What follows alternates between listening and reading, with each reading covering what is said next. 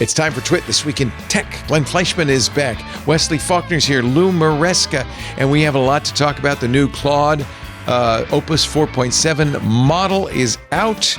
We'll talk about security flaws that AI can and cannot find, why it's time to ban the sale of precise geolocation, and we'll watch some robots fall down. It's coming up next on TWiT. Podcasts you love. From people you trust. This is TWiT.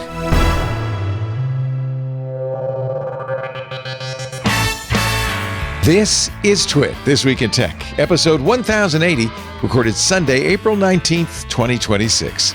Destroy all Phonorecords. It's time for TWiT, This Week in Tech, the show we cover the week's tech news. I love this panel, but I especially love seeing Glenn Fleshman back. So nice to see Glenn. You're feeling fit and fine and all that? I feel fabulous. I recommend open heart surgery for everybody. If you need it. If you need it, let me point that out. That's the important. Do not show us your scar, though. Do you have a kind promised, of... No, it actually looks awesome. I've had high compliments from medical professionals about. Oh, that's good. Scar. No, I feel great. Nice. I would never have known that. I would never have known that I had this done 5 months ago. It's bizarre. I feel fantastic. And you feel better, don't you? Oh, yeah, incredibly. It's like all the things that were bothering me for 5 or 6 years are gone. Nice. And it went. Here's my little joke, which is everything went according to textbook, and if they would just take the textbook out of me now, I would feel terrific. That's my little joke. I hope they didn't leave anything else behind. Just a healthy heart. Not so far. They keep checking. Nothing's in there. So great to see you. Of course, Glenn writes now on a regular basis for sixcolors.com. We're really pleased to see that. And his new book is now on Kickstarter. Yes, you knew he had, after all the conversations we've had about flongs, you knew he had to write a flong book. Yeah. It's called, in a punning fashion, Flong Time No See, Forgotten Stories of Printing and Labor. Yeah. Is this all about the people who did the work? Yeah, in compiling, this is kind of a compilation of a bunch of things I've researched in the last several years about printing history, and I keep coming back to, weirdly, to the people involved, most of them kind of forgotten to history or his roles were downplayed, and I just did a deep dive and discovered that a huge percentage of women were involved in printing and then kind of erased from its history, changed again in the last 60 years, but in the late 1800s, 50% of people working in small towns on newspapers and things were women. And so I'm trying to, that will be in this book along with a lot of stuff about all the hard labor everybody did that we never saw. That got printing where it is today. It is on Kickstarter. Yep. And you've already reached your goal. I did. It's funded, and you can go there and you can pledge to get a book now as I continue towards completion, towards finishing the book. Thank you. Also here, a good friend, longtime friend, Wesley Faulkner. Wesley of Works-Not-Working. Hi, Wesley. Hey, it's good to be back. Always nice to see you. Feels like the rotation's getting quicker. Is it? Well, maybe that's because we like you so much. And the site is up. That's the other thing. Last time you were here, it was just about to go live. It is live now. Yep. For people who are working but not happy about it, I guess. Yes. And the wait list is open too, so you can join the wait list. I'm going to open it up for new members at the beginning of next month. Nice. Great to have you. And another old friend, good friend too, former host of This Week in Enterprise Tech, Lou Maresca. Hey, Leo. Hey, Lou. Good to see you. He's engineering leader. I'm sorry, AI engineering leader for Copilot at Microsoft. That's right. Yep. Focus on Excel Agent and bringing data engineering to you. He's the guy who put Python in Excel, for which we are eternally grateful. Oh, wow. I know. I know. When I say that, Glenn, it's like, oh, yeah, okay. Wow. Now you can use AI against it too. And now you can use AI. Now you can generate Python Excel. AI right in Excel. We're starting about half an hour late because we all got started talking about our AI projects. It's really interesting to see, how people, geeks, I guess, even not necessarily coders, have kind of gravitated to this and have started to use it in all sorts of interesting ways. I really feel like, as somebody who's covered tech for 40 years, it is the most exciting thing to happen in tech since I've been doing it. Yeah. I don't know any coder who's not excited about it. The ones who aren't excited about it haven't tried it yet, and the ones that are may have ambivalent feelings, but they're still excited about it because you know what, we were talking about this before the show, but I think part of the ambivalence from some people is like, I put in so much hard. This is like what if they pay off everybody's student loans? Well, I paid mine off. It's like, I put in so much work to get here, and now this thing can do a thing that used to take me 100 hours in like an hour or two. It's like, well, I think of that as more like, it's an accelerant, it's an exoskeleton, it's something you can use to make your life better. And having written about the printing industry, when the linotype was invented in the 1880s, all these typesetters were initially put out of work. It was very sad. And then, of course, what happened? Newspapers started printing newspapers that were 10, 20, 30 times bigger, and they hired back. And so within a few years, the overall employment was tremendously higher because of the efficiency. So there's my historical. Is that Jevon's paradox? That... I don't know that. Yeah, in economics, Jevon, Jevon, or the Jevon effect, is said to occur when technological improvements that increase the efficiency of a resource's use. Intuitively, you'd think, oh, well, if it's more efficient, they're going to use less of it. No, leads to a rise rather than a fall in total consumption of that resource. Mm-hmm. It is kind of counterintuitive. But then if you think about it, it opens new avenues, right?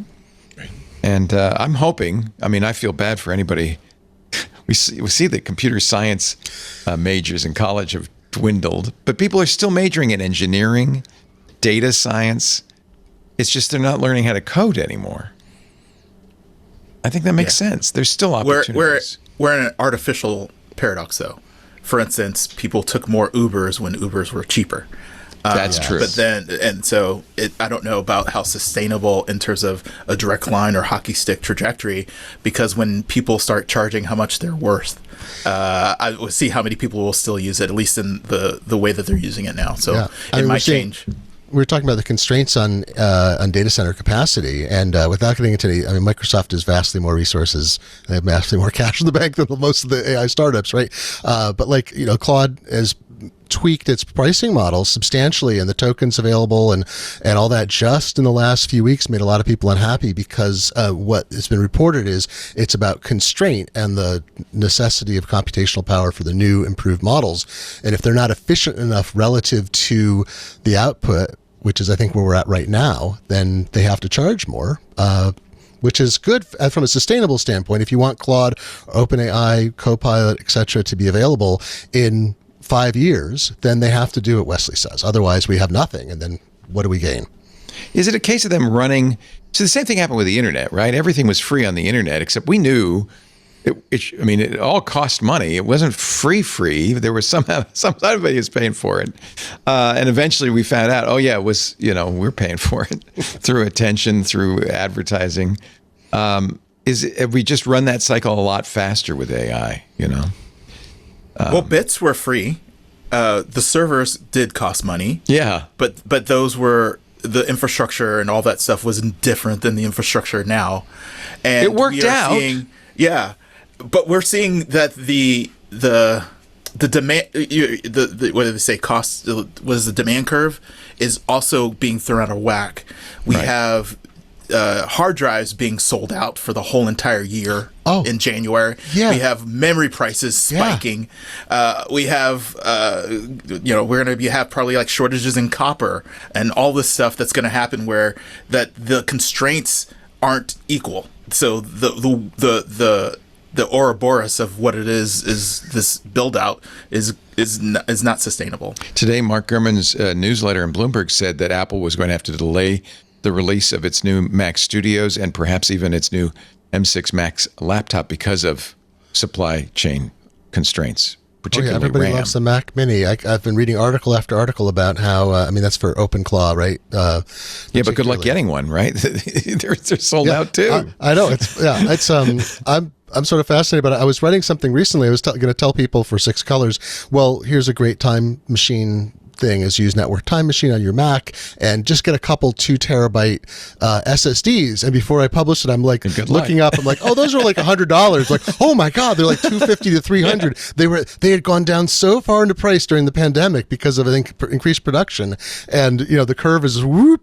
So all right, can't tell people. Yeah, don't go and spend $300 on a 2 terabyte SSD right now. Maybe. Yeah, to your point, Anthropic announced this week that enterprises using their Claude models would have to pay for tokens and wouldn't be able to do the all-you-can-eat Claude Max subscriptions. We can, as end users, still do that. We have to pay attention. You're in that situation, aren't you, Lou? You have to.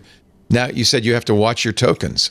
Well, I mean, personally, I have to watch my tokens, but I would say, if you use Copilot through Excel and choose Claude Opus 4.7, you don't have to worry too much about that. Oh, that's good to do. Little plug there for the way to use it. The way to use it. That's good. 4.7 did just come out this week. Any thoughts about? It's so funny. You go on Reddit, and people are bitching and moaning and they hated 4.6. They said it was nerfed, and it may be that the compute constraint that Anthropic's running up against, especially because it's got this supermodel under wraps and it eats a lot of bandwidth and a lot of CPU and GPU, that maybe they haven't been able to serve all the people who are using Claude. Plus, let's face it, Claude has gone through explosive growth. Well, 4.6, the defaults changed. They changed it from high effort to like medium effort, so that was the default. So people were seeing worse results because the defaults didn't change. The defaults you changed. could still turn it up to high effort. They didn't turn it back up. Yes, but also if you look at if you look up their uptime, that has been taking significant hits as well. Oh yeah, yeah. So it has not been the most reliable service. Did you all notice when they switched to the in 4.6, they added that million token session? I can't remember when it sort of switched on. It was extra, and then suddenly it was default, and it was profoundly different. I felt like it just felt like I could work on these long sessions and have so much more sophistication during them than I had before. So even before the 4.7 upgrade, I felt like I was getting a lot more out of it without having to constantly be like, no, okay, re-summarize, let's go back. No, we already discussed that. We already discussed that. Let's go back. And is it fair to say that Anthropic's being bit by its own success? That's what really this is? Sure. Part of it is the explosive thing, like when OpenAI and the government contract thing, and they got so many free users. Right. And so they had an uptick of people who also weren't on the pay plan that they were trying to make it up in volume in terms of how much money they're making. So yeah, I think that is part of it and also when you roll out we're going to probably get into their new model. Now you're competing with the old and new, and unless you can get everyone to transition over to one model, then you can help with managing some of that usage. But now you have to kind of partition it. Lou, you may not be able to say anything about this, but Anthropic did grant access to Mythos, its super duper model, to Microsoft. Can you? I don't have any knowledge of that information. Okay. Tug your ear if you've used it. I know you I have not. If you could, you couldn't talk about it anyway. I just saw a report today. Someone was complaining that they looked through all the I've forgotten the name of them. The IDEs, all the CDEs, the reports, the filed reports and CVEs, the vulnerability reports. They looked through all those. They tried to find any that could be directly attributed to either Mythos or to Claude, and they found almost nothing that seemed to be related to Mythos. And they're calling for more transparency from Anthropic about when they're making claims about how many fundamental bugs they're finding. Part of me is like, well, I don't know what's been fixed yet, so it might not be a CVE because some of the stuff they're talking about is so fundamental. Yeah, Patrick Harity, who works for VulnCheck, said that's it. It may be 40 but CVEs. That was, yeah, exactly. But they're not attributed to Mythos. They're attributed to Anthropic researchers. Yeah. The only one that Anthropic has said is that are those the one that they found in OpenBS or FreeBSD. So the FFmpeg one, which I don't know if it's and the FFmpeg one, more as an example. Mm-hmm. But then I've also seen stories that say, this is from the Wall Street Journal, you're about to see a lot of critical software updates. Don't ignore them. Well, that's Nicole. Yeah, she's on top of this. Nicole Wen, I think that's going to be the proof, regardless of who these CVEs are attributed to. If you suddenly see a flood of 0-day patches, Microsoft put out last Patch Tuesday, its second biggest Patch Tuesday of all ever. I don't know if that's related or not. I think it's too early to say that those would be CVEs discovered by Mythos. Why don't organizations think about it today, though? You can still have AI-assisted hunts going on, and probably just as good, Mythos, right? So, so I don't understand why they're waiting for Mythos to come out, because they should already be using these models to counteract what's already happening today. Absolutely. Yeah. I think the point of Mythos is so that they don't do CVEs. They don't want to publicly disclose the bugs for people to do workarounds. Fix it before it becomes public. Yeah. Well, you remember that there's Dan Kaminsky, the sadly late Dan Kaminsky, who had that DNS exploit that a friend of mine helped him do the disclosure because he thought, he was one person. He thought, I'm going to destroy the world by accident if I'm not careful. This is such a huge flaw in DNS that would have brought the internet to its knees. It would have just killed the internet. Wild. And I'm thinking, well, how many of those are there out there? Because Dan found it kind of by accident and no one had seemingly ever exploited it. So I hope not too many, but you just don't know. What do we think? Are there millions of 0 days just waiting? You said, Glenn, you said that you had software you've wrote and have been running for how long? 27 years live on the internet. I mean, a little book price comparison site. But all the automated vulnerability things that hit every website all the time that are looking for WordPress press flaws, credentials, any kind of vulnerability for injection, they've all been hitting it. So the problems, fortunately, were not publicly exposed in a way. But, first time I said to Claude Code, find me all the bugs in this. It's like, hey, you didn't escape all this stuff and you didn't do this. And this could have been an injection. If someone had sent a URL that looked like this, they could have just overwritten your databases. I'm like, oh my God. You weren't sanitizing your inputs, young man. I sanitize. I'm sorry, Father. I sinned. I did not sanitize all of my inputs, for which I'm heartily sorry. But that's the point, is even the current models are really good at finding this stuff. The thing is, we're talking about software vulnerabilities, but there's still microcode vulnerabilities on the lower level. Holy cow. And that's going to be super in the scary. processor, you mean? Yes. My gosh. What's the elephant in the room, right? There's vulnerabilities that have been long-standing in all devices, all applications, all services out there, and now it's just easy to expose. So, and then these companies are going to have to go and retroactively patch everything, basically. And just to be clear what the threat is, people are afraid that bad guys are going to get access to these AI models and find the vulnerabilities and exploit them. And so the idea is, get these companies to fix them before we let bad guys at the model. But as we've been saying, the current models are good enough to find a lot of exploits. Or work with the government and make sure the flaws don't get fixed. Which I think it's very ironic because one of the reasons you mentioned that Anthropic's been on a roll is because the government said you're a supply chain risk, and President Trump tweeted, or whatever you call it, he truthed, well, nobody in the government can use Anthropic. Meanwhile, as soon as Mythos came out, all of these government agencies were begging Anthropic to, can we have it? Can we have it? And in fact, Dario Mode went to the White House on Friday and met with Susan Wilkes, the chief of staff, because now government's in a little bit of a bind. They want access to this thing, this supply chain, drama. Is so ridiculous. I think that actually the government is going to get access to it, as it should.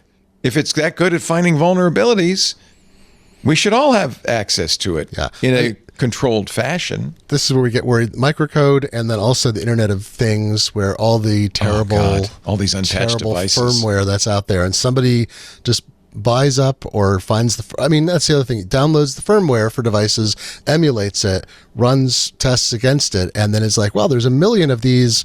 I don't even want to say a brand name because I don't want to accidentally slander a brand, but you can say Wise cameras. Wise. They've done it finds the unwise cameras out there and patches them all in a way that bricks every one of them. Remember, Wise had to say, well, we're not going to sell that camera anymore because we can't fix it. Yeah.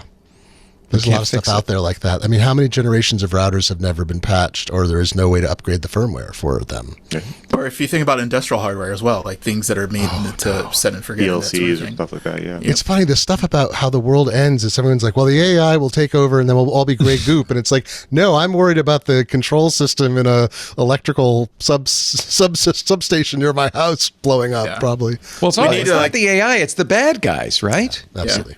Yeah. We need that Borg technology where, like, if there's a vulnerability, that it just gets distributed amongst all the other drones, and then, like, they adapted and they have to find a different vulnerability to get through. Hopefully, actually, I think it's pretty interesting that like Opus 4.7, when it came out, they did a bunch of benchmarks against it. And obviously, comparably to Mythos, it's supposed to be the safer version of Mythos. They say safer because it's dumber. Yeah, I guess so. But what I thought was really interesting was because of all the safeguards they put into 4.7, the 4.6 model actually was benchmarking better at hacking systems than 4.7 is. Mm-hmm. Yeah, interesting. Jensen, okay, a couple of things. First of all, if you've heard of cal.com, which is apparently, I didn't know about it, but because I'm not an enterprise, but a very popular calendaring solution. It's an open source scheduling software companies use to, schedule meetings and so forth. It's going closed source because of this. They say open source security has always relied on people to fix and find any problems. But now AI attackers are flaunting that transparency. So they're going closed source. I don't know, honestly, if this is a good idea. Do you think it's a good idea that some people have said this is the end of open source, because if your source code is sitting there on GitHub, bad guys are going to attack it. They're going to use AI to find the vulnerabilities. I've been a long time user and still a user of cal.com. I loved it. It's awesome. Part of it is because for individual accounts, it was free. So for the hosted version, but then you could also deploy it. I know a lot of home labbers love cal.com because they can deploy it on their own infrastructure. But this seems like an excuse, because it doesn't make sense.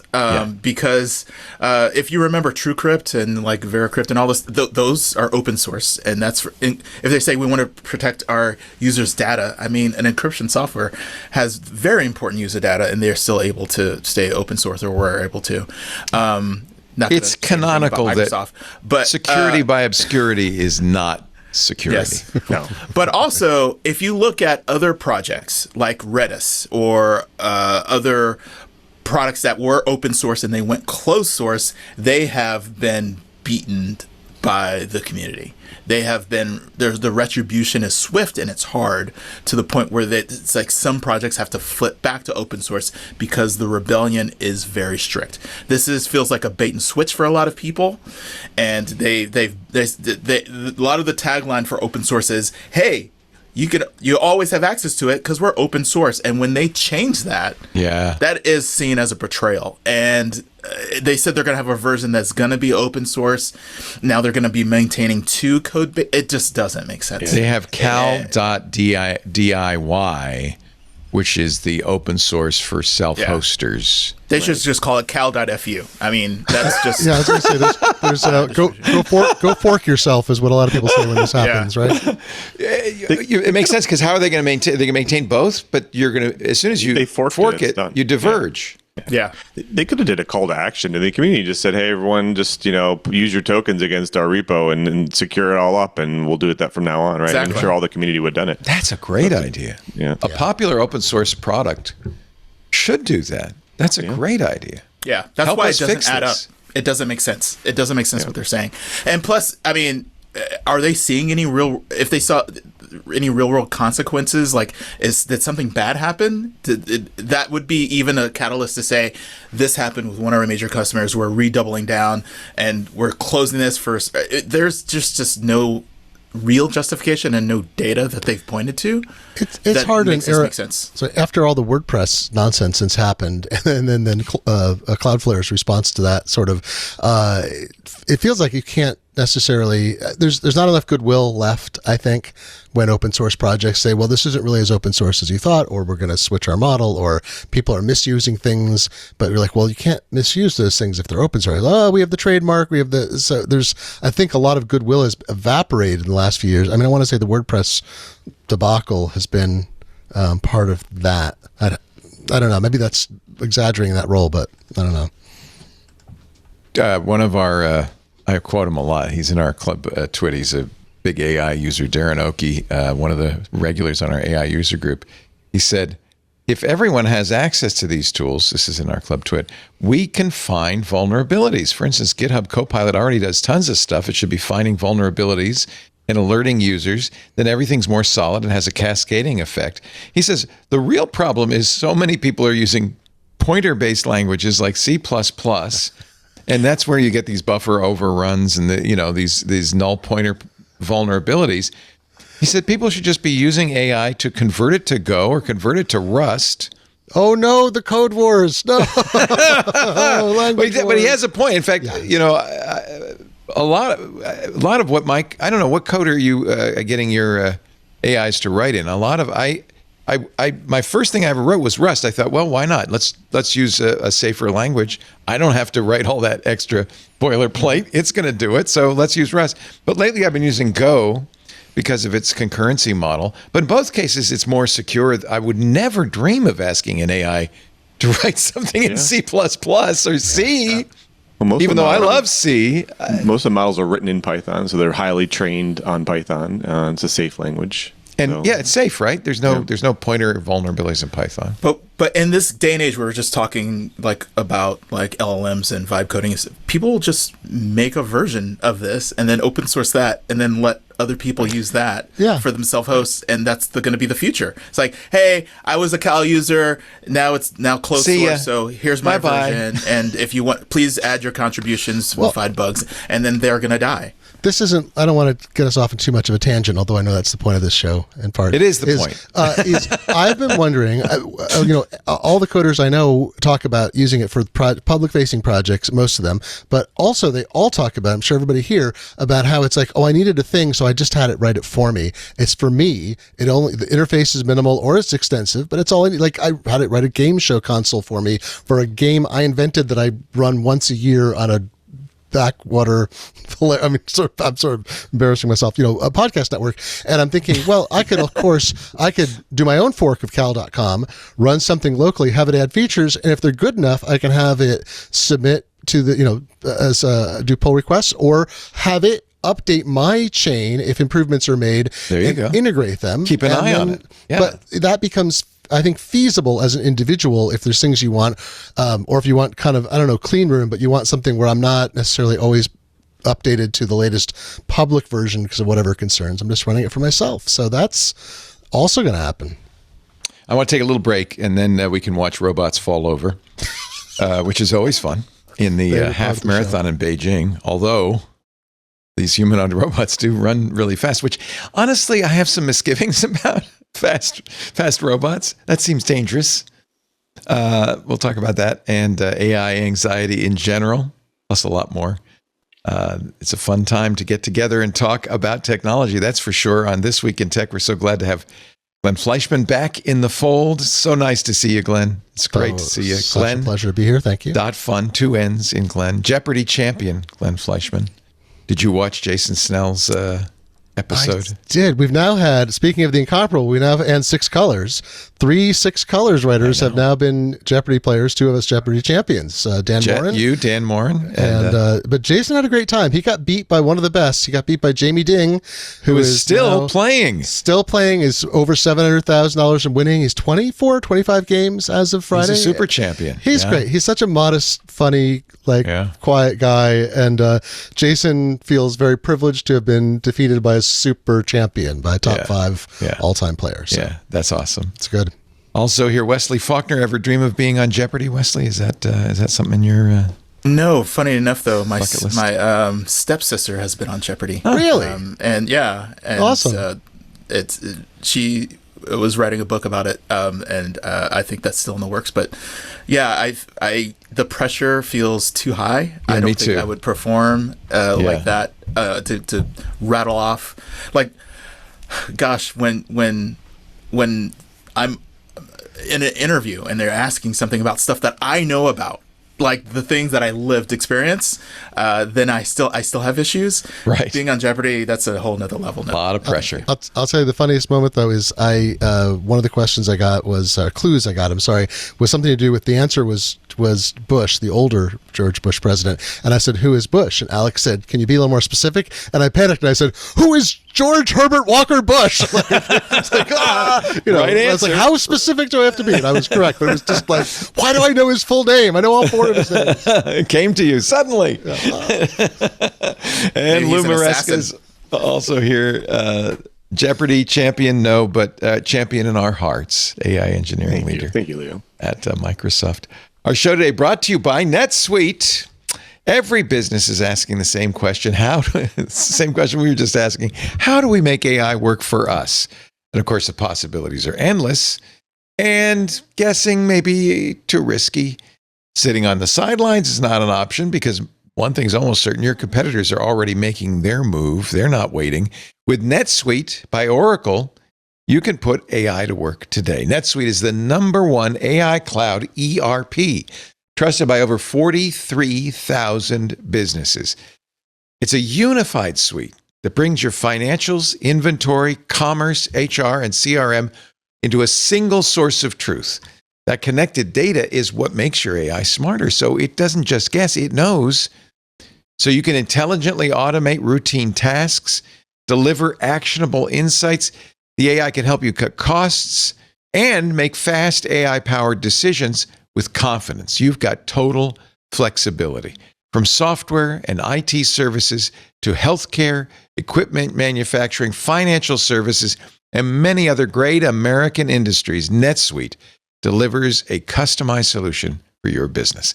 This isn't just some other bolted-on tool. It's AI built into the system that runs your business.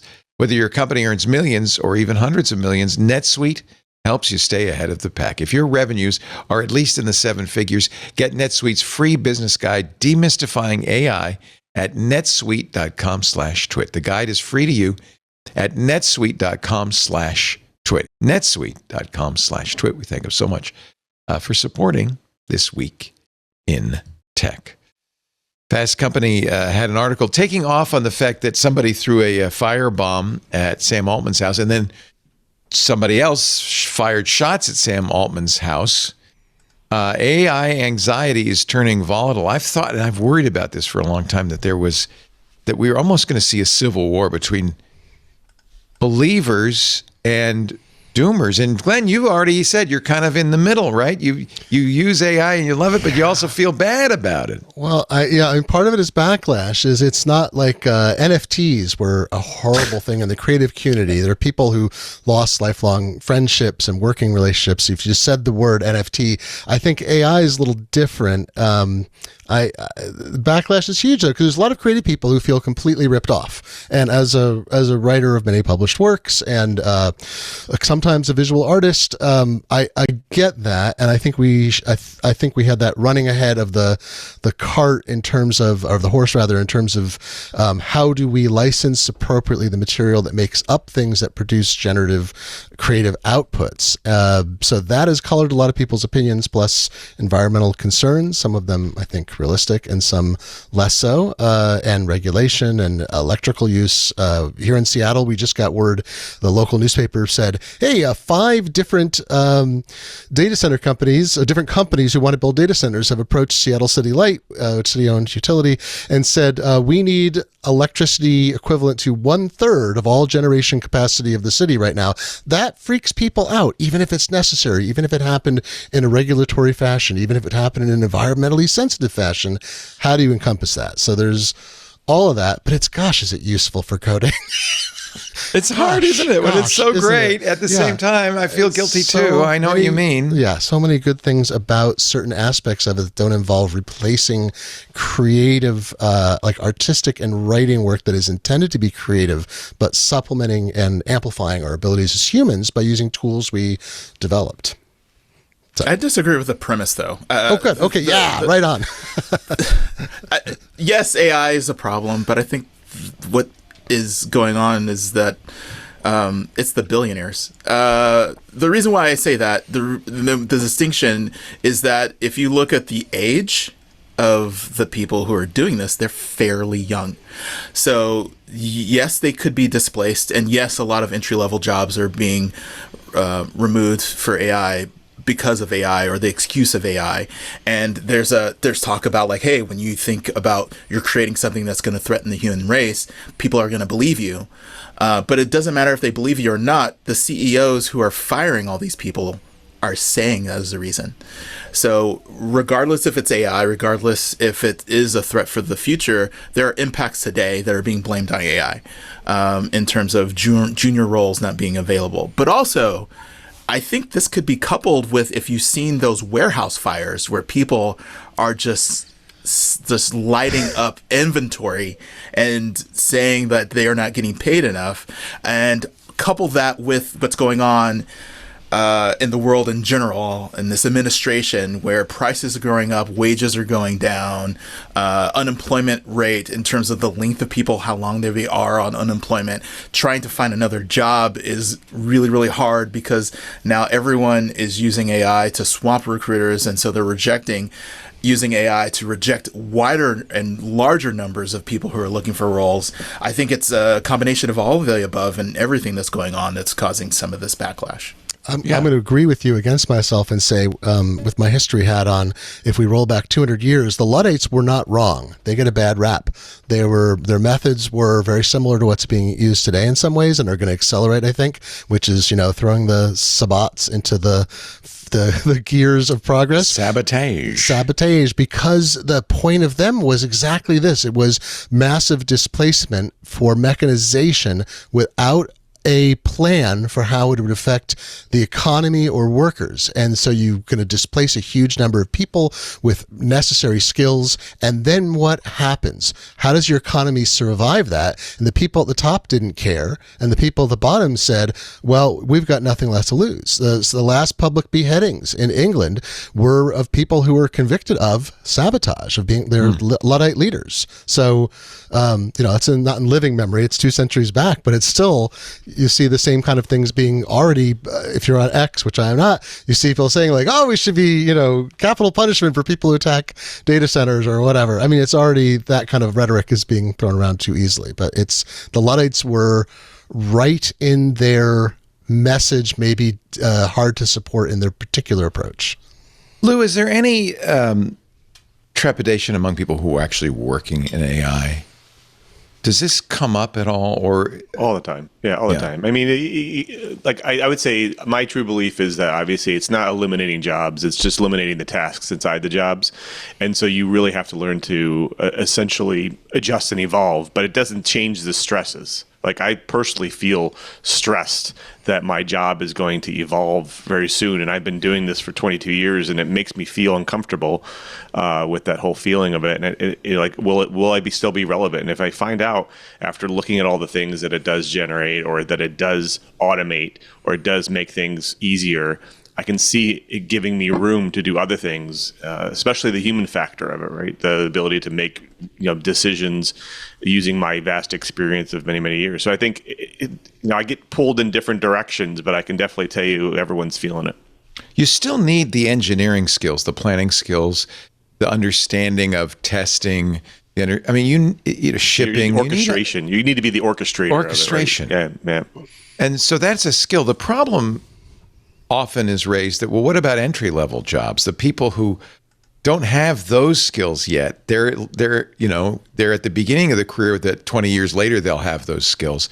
Where do they fit in? And we were talking earlier about computer science majors just dwindling because nobody thinks that there's a future in learning Python anymore. Yeah. I mean, you shouldn't. In this whole notion, I felt like it was very brief. It was like, well, everyone's going to be a prompt engineer, and I thought that didn't feel right. But there's going to be a different kind of education. It's going to be a little more abstract. I mean, most people don't do machine level programming, or never has been the case, or microcoding. And no one said, "Oh no, we put the microcoders out of business." We have abstracted languages. If this is another, AI is going to help us design chips better and better. I think. Well, exactly. So we're not. I think computer science, maybe it was so practical in some ways because there was so much of a job demand feed. Maybe it's going to become more of an analytic discipline again, because people will have to be relying on that kind of. Nobody's studying how to be a coachman anymore. Right? I need to learn how to drive a four and whatever they call them. That jobs change. Right. I think it's encouraging that a lot of those kids who are going into computer science now are going to engineering and data science, because those are probably the places to go, right? But the thing is, coding has always been more basketball than golf. It's never been really an individual sport. It's always been a team sport. And you have to think of all the things that work together in order for the outcome that you all see. And I think that's the part that people are missing in companies. Right. Yeah. Like, if the higher you are in a company, the more abstract you are from all the minutia, all the invisible and glue work that takes for the outcome to actually happen. And so when you're an executive and you're using AI to write reports, digest reports, write emails, you're like, this thing is amazing. It could do everything that I can do, which means those are the jobs that should be eliminated. Not the people at the bottom that are working with vendors, that are hearing the complaints and then coordinating with the responses and then hearing and understanding what the community is. And one thing that's also the bad part about we're eliminating these jobs because of AI is that we are losing diversity, and not the kind of diversity where you're thinking about DEI, but even diversity of thought is being lost because it's being coalesced and one decision maker who's orchestrating all these AIs, which is a problem. Oh, that's interesting. It becomes golf.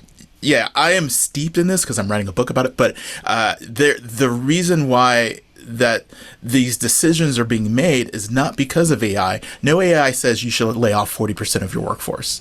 These are people who are at the upper part of the company who are too abstracted away from the actual work to have really clear eye about how this is negatively going to affect them, because they think because they had been successful, they'll continue being successful, and that's not going to happen. Going back to the computer. Go ahead. Sorry.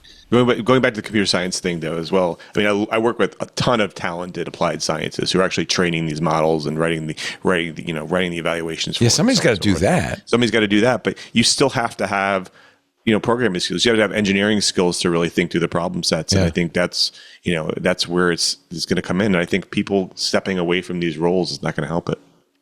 I was thinking, Scott Adams, R.I.P. ? Scott Adams had a strip. Well, rest anyway. We don't know if it'll be peaceful. A number of years ago, he had a strip that had the pointy-haired boss gets abducted by aliens, and there's a bit where the aliens say, "Teach us your management secrets." The last panel shows the boss bandaged and on crutches, saying, "I downsized 90% of the aliens, and then the ship crashed. That must be their fault." Something like that. It's like, yeah, that's kind of how. To Wesley points, kind of what it feels like. Yeah. This is what scares me about. This is the Beijing half marathon. Of course, they're moving very quickly. This is from Reuters, very quickly in China towards bipedal robots. I guess we are too. The marathon was, look at these robots running. Now, at first it's comic, especially when they fall down and burst into a million pieces. But in fact, a robot did break the world record for a half marathon, winning in 50 minutes, 26 seconds. To me, that's scary. I don't like the idea of fast-moving machines with a lot of power in their limbs. Some of these are cute. That's a cute one. Some of them. You're a fan of F1? Well, yes, I am a fan of F1. Yes, I like fast-driving cars. I just don't know. Some of these are really funny. Like, oh, you're missing all the excitement. No. This is the slowest one.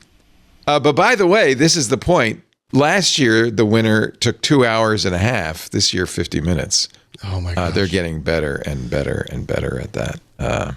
When I see that, I only see military applications, but I'm also like, you can push it over, so probably not yet. Yeah, but it's just a matter of time, though, isn't it? Before you can't push it over. Yeah. Those dogs were more scary to me, actually, than the robot running robots. Snap, speaking of CEOs laying off, Snap is laying off 16% of its full-time staff. And it says, and I don't know if it's AI washing, but they say these 1,000 employees are being replaced by AI. I think just maybe that Snap's business isn't as good as it used to be. There's so much hiring for so long. I think it's a great excuse to not make the stock market freak out, even if it could be it's AI. It's AI. Actually, like Block or Square or whatever, the Square parent company, right? Didn't they do that a few months ago? And Meta now says it's going to lay off 10%, which is I think 8,000 people. That is terrifying. That's I know, we always kind of gloss over the human toll of this, but that's a lot of people who will have to find jobs in what must be a very difficult job market. Mm-hmm. It's very difficult. I mean, this is the new business model, right? You basically want to make sure your shareholders think that your company is fiduciary responsible, and so you decide to just start laying off people and blaming it on AI. So it's like kind of a weird model. Yeah. I feel like layoffs are always so much more emphasized, partly because of legal reporting requirements in the United States, for sure. But so the numbers get out there, even if you don't want them to. But the hiring, there was such weird and massive hiring during stages of the heat of the pandemic. And how many people are hired back? I never know when they say we laid off 8,000 people. Do they then hire back, 4,000? What are the wages of those people? How many were part-time? Like, it's such an incomplete picture. So it's also, you look at the stock market, which is at, I guess, also S&P is at the all-time high, which I know doesn't reflect reality, that's baffling to me. I gotta say, I did something really stupid 2 weeks ago. I sold all my stocks. I don't have individual stocks. I have index funds, big index funds, and I just got terrified. I thought, I have to live on this. I'm almost 70. This is going to be for the next 20 years all I've got. I don't want to lose 20% to a stock market crash, which I thought was imminent. Dumb me. Yeah. So I sold everything. I'm just sitting on a pile of cash.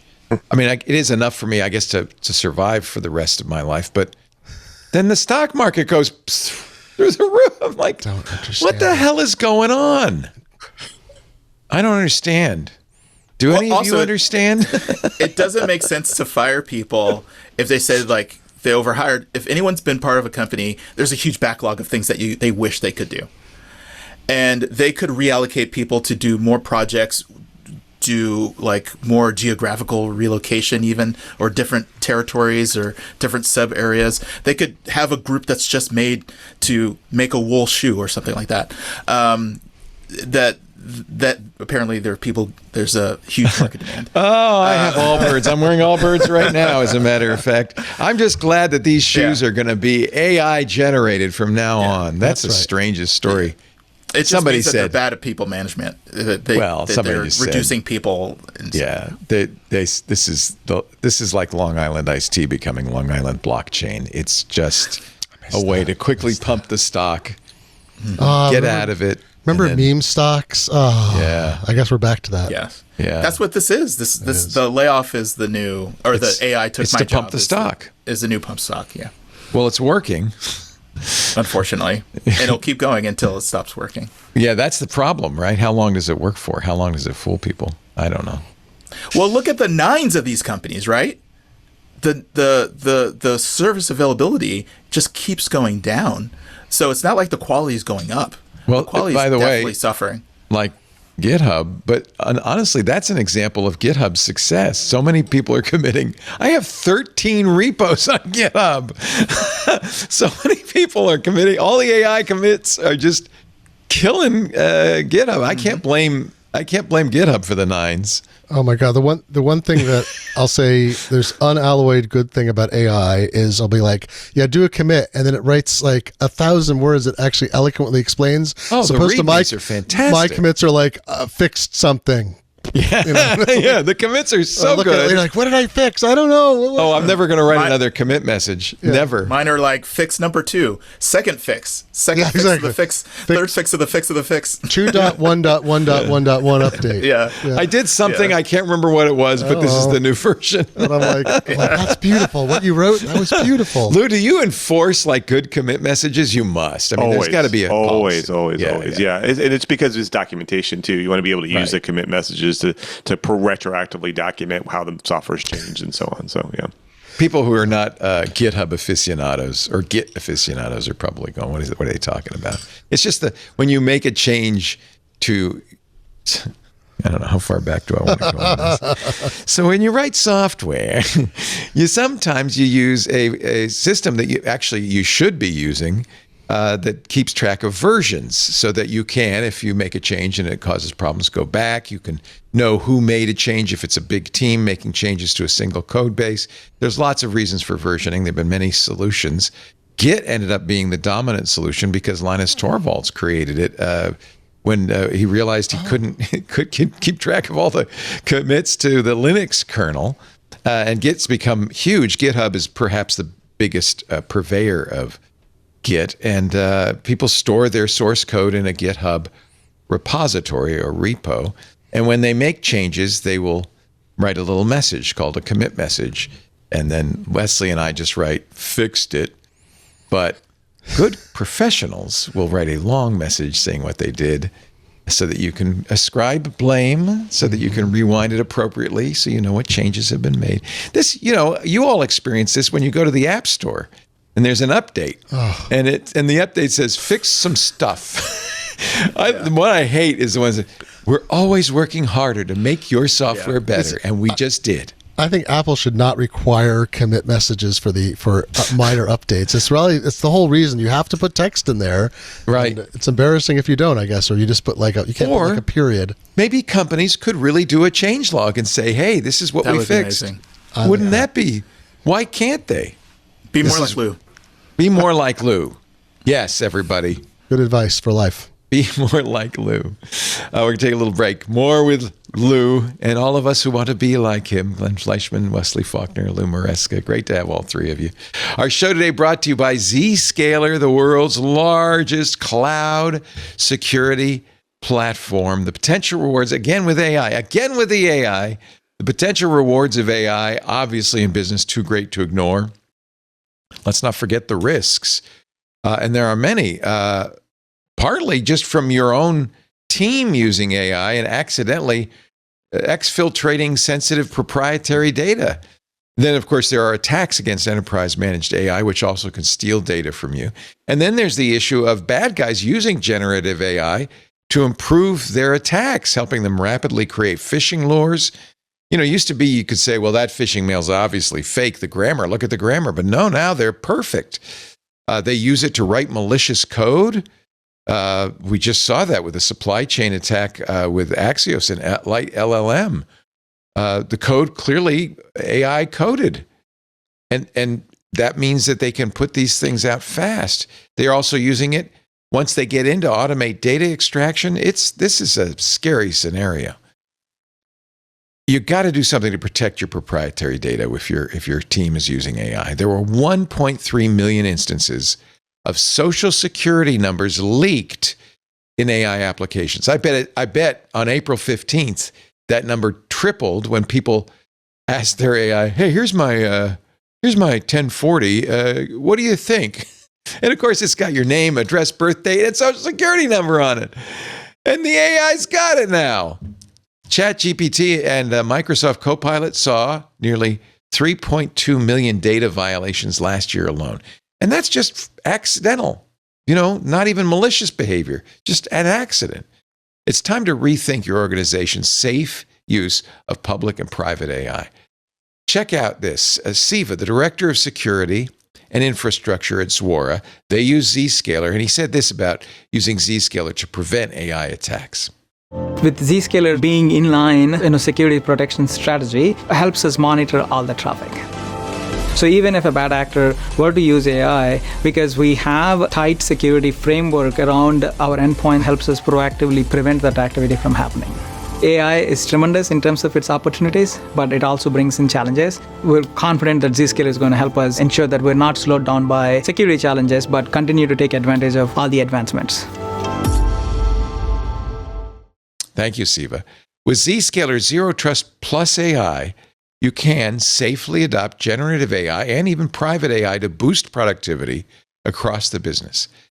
Their Zero Trust architecture plus AI helps you reduce the risks of AI-related data loss and protects against AI attacks to guarantee greater productivity and compliance. Learn more at zscaler.com/security. That's zscaler.com/security. We thank them so much for supporting This Week in Tech. All right, enough AI. We've been talking about AI. Oh, well, there's one more. Let's talk about the courts. AI in the courts. Elon Musk versus Sam Altman. Oh, no, AI and Elon Musk, Leo. And Leo. Court. This trial in which Elon is suing OpenAI, saying, hey, when Sam and I got together to create this, it was a non-profit. Now they're taking it to be profitable. I'm going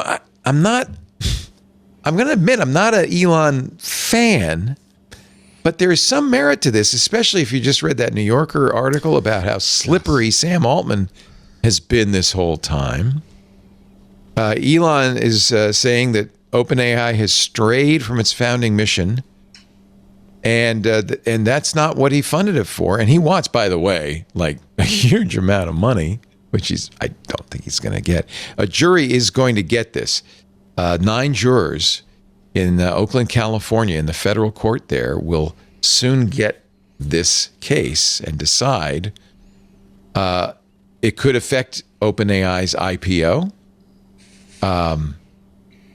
It could affect Musk's status as an OpenAI competitor with XAI. Incidentally, I think his case is a little bit weakened by the fact that he said, we're going to found OpenAI so that the big guys don't get AI, and it's going to be non-profit. And then he immediately leaves and founds XAI, which is fully for-profit, fully closed. Everything he's complaining about with OpenAI. I don't know if there's anything to be said about this. Elon gave about $38 million to found it, left in 2018 after disagreements with Sam Altman.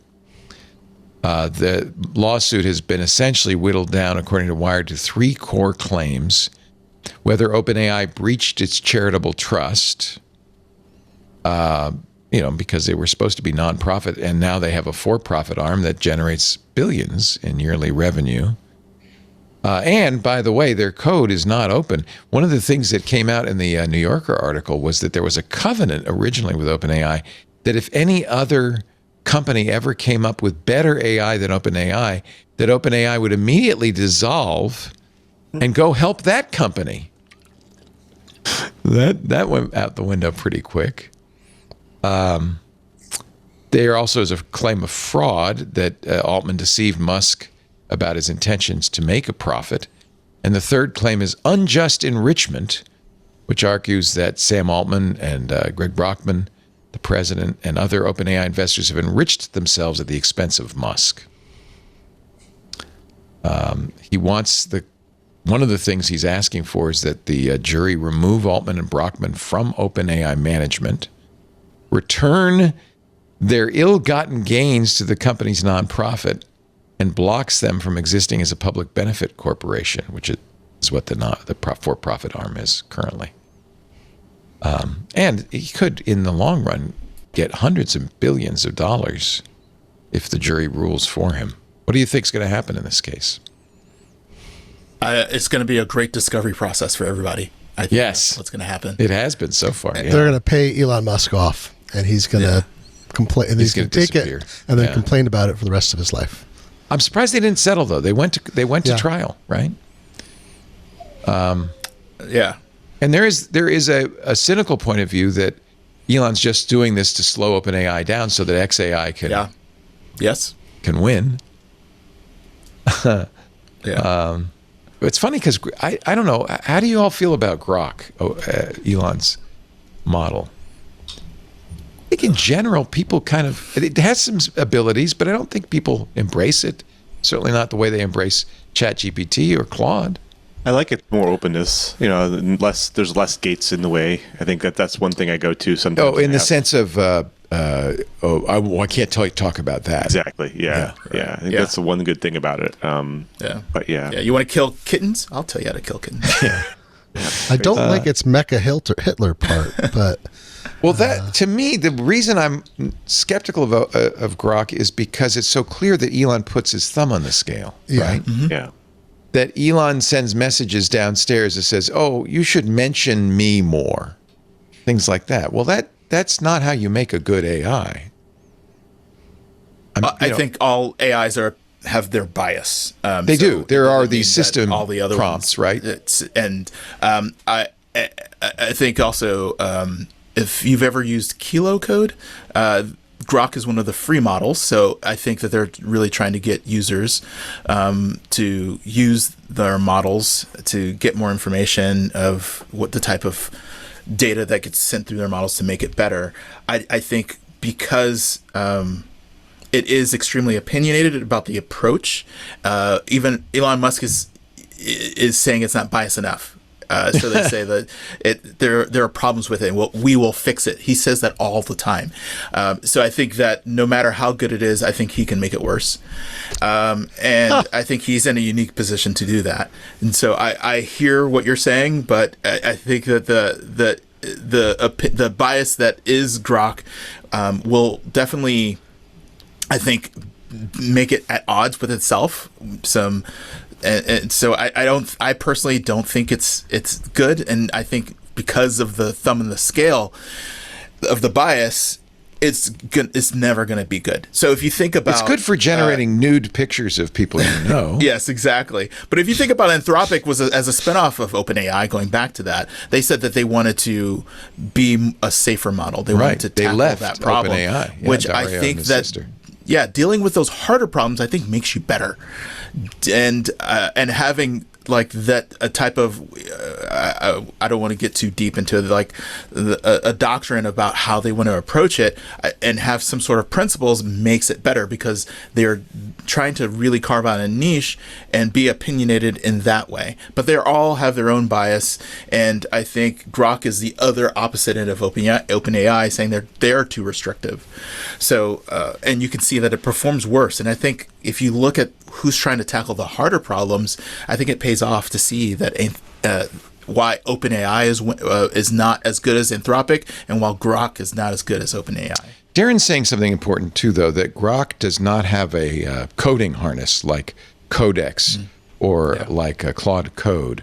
Does that make sense, Lou? Is that? It doesn't. It doesn't. He's right. I mean, but there's always. I'm not going to give out a bunch of secrets here, but like you can technically. Well, give out some secrets, Lou. You could always use MCP bridges to basically bridge and enable Grok as a coding agent through OpenClaw. Like it is possible. Is it any good?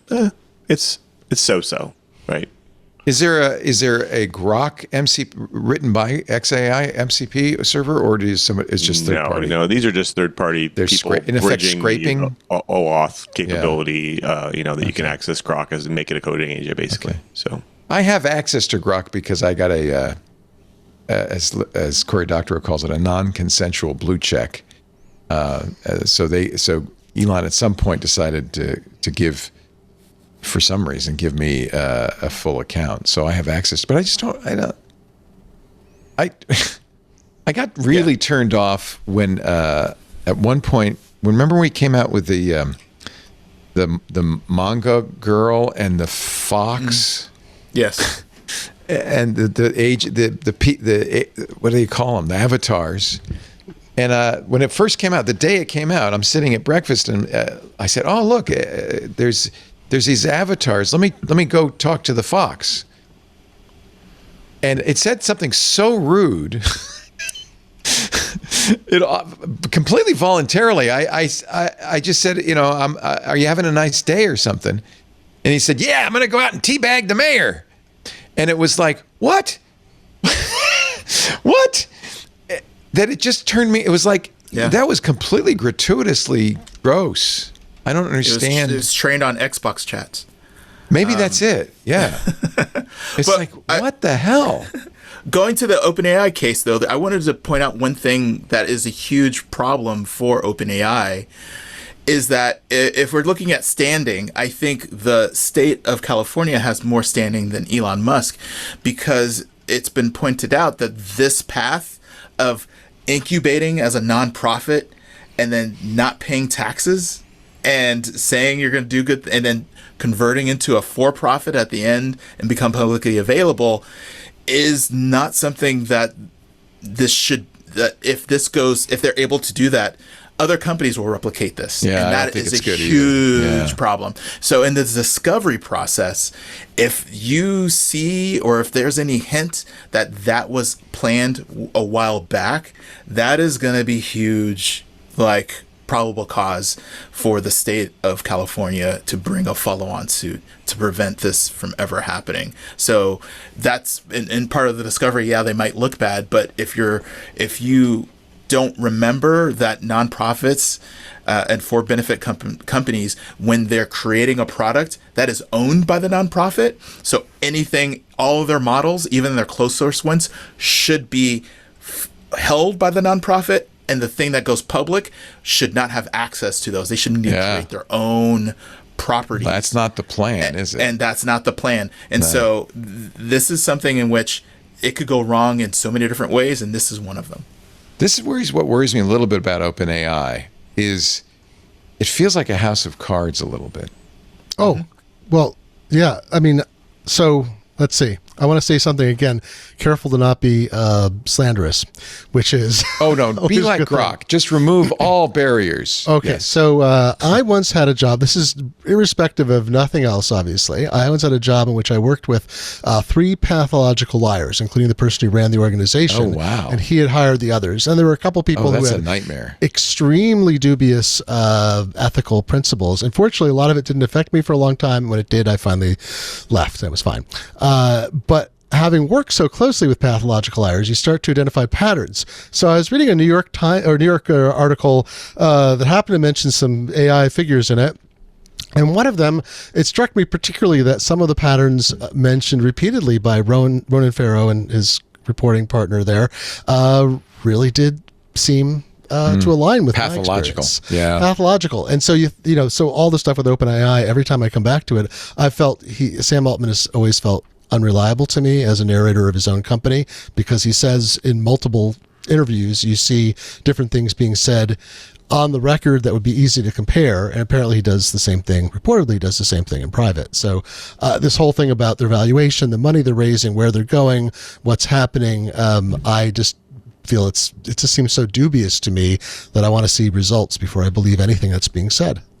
Okay, I'm going to throw a little monkey wrench into this. Sam has this side project called World, where there's an orb and you put your eyes up against it and it scans your irises, right? Don't love that. And he was giving cryptocurrency to people all over the world, I think primarily in the developing world, where it was really valuable, to scan their irises. His theory, which is not wrong, being that one of the chief challenges to security is authentication.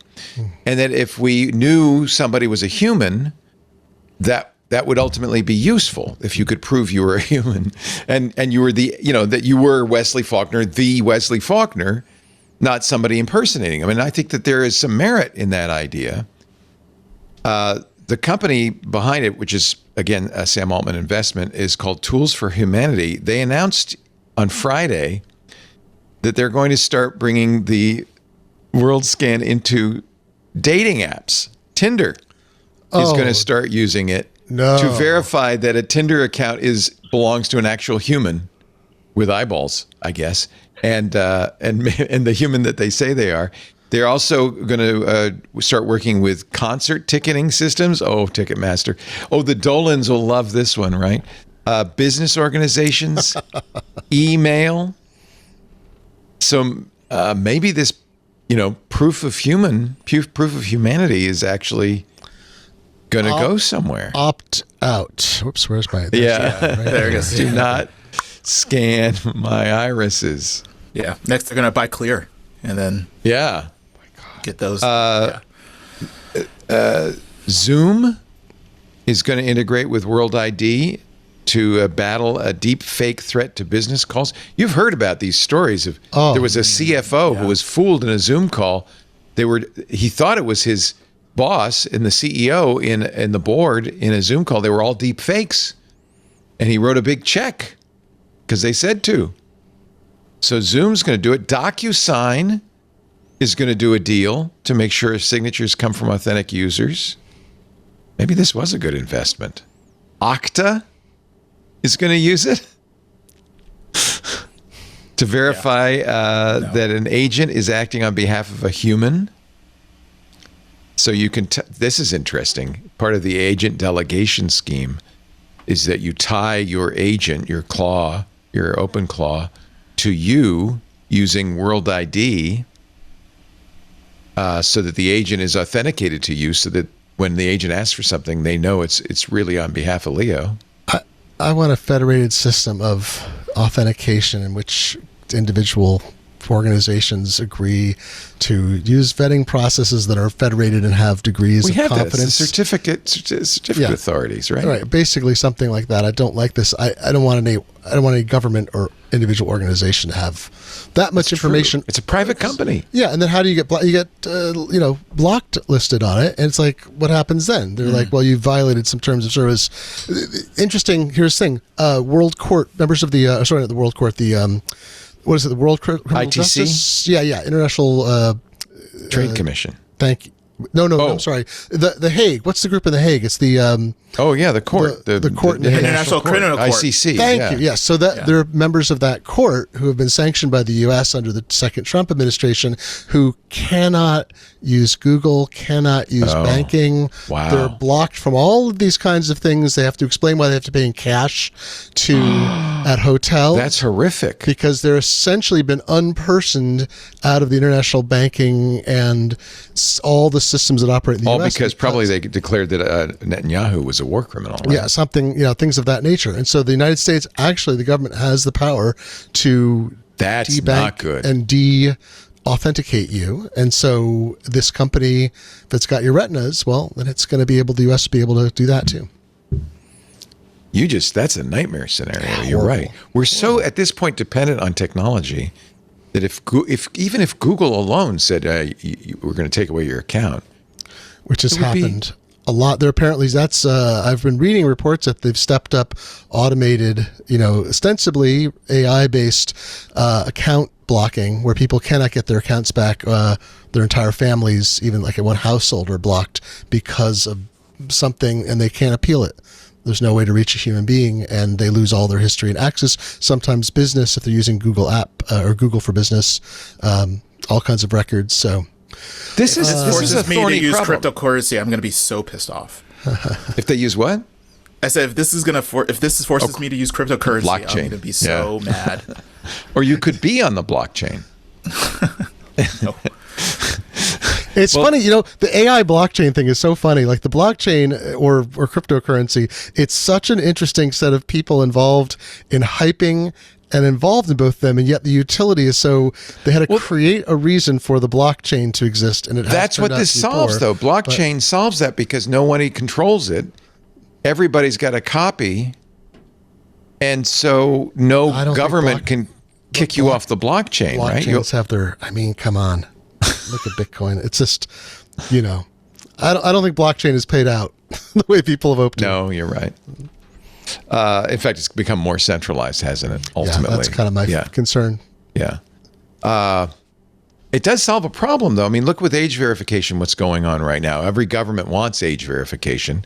There's no good way to do it without violating your privacy. I guess the real problem with World is that it's a private company, right? And centralized, though. Centralized and a private company. But then, what government would you trust to run this? Oh, I want Mastodon could run authentication. I think that's it should be federated. Well, that's the point of blockchain in a way. It's kind of federated, right? There's no one single point. I don't know. It's just who gets to decide what our access to everything in the world is. And I'm nervous. Like, passwords and bank accounts, maybe not the best arbiter of that. But I'm just bringing all this backlash on Blue Sky on the last day to passkeys. Everyone is fed up with passkeys, which are so much more secure, but I think the implementation has gotten people. And I'm like, oh my God, we could get rid of passwords and move to a supremely better way in which all the information is stored on the edge, stored on your devices. You have more control over, and it's just, but the way it's implemented, it's too much. I'm thinking we're never going to get to centralized authentication if people won't even adopt passkeys. So, no.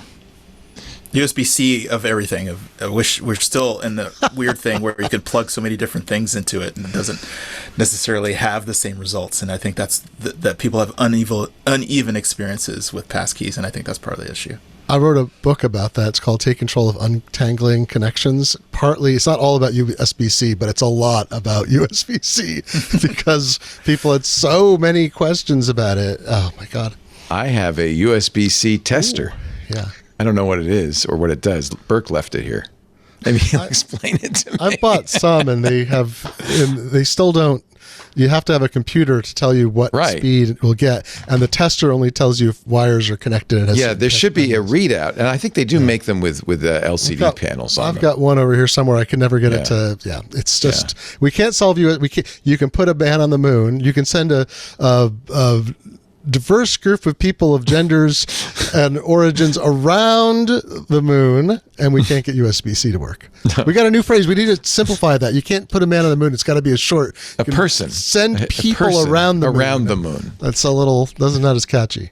By the way, that was the one story all month that just made everybody smile. Yeah.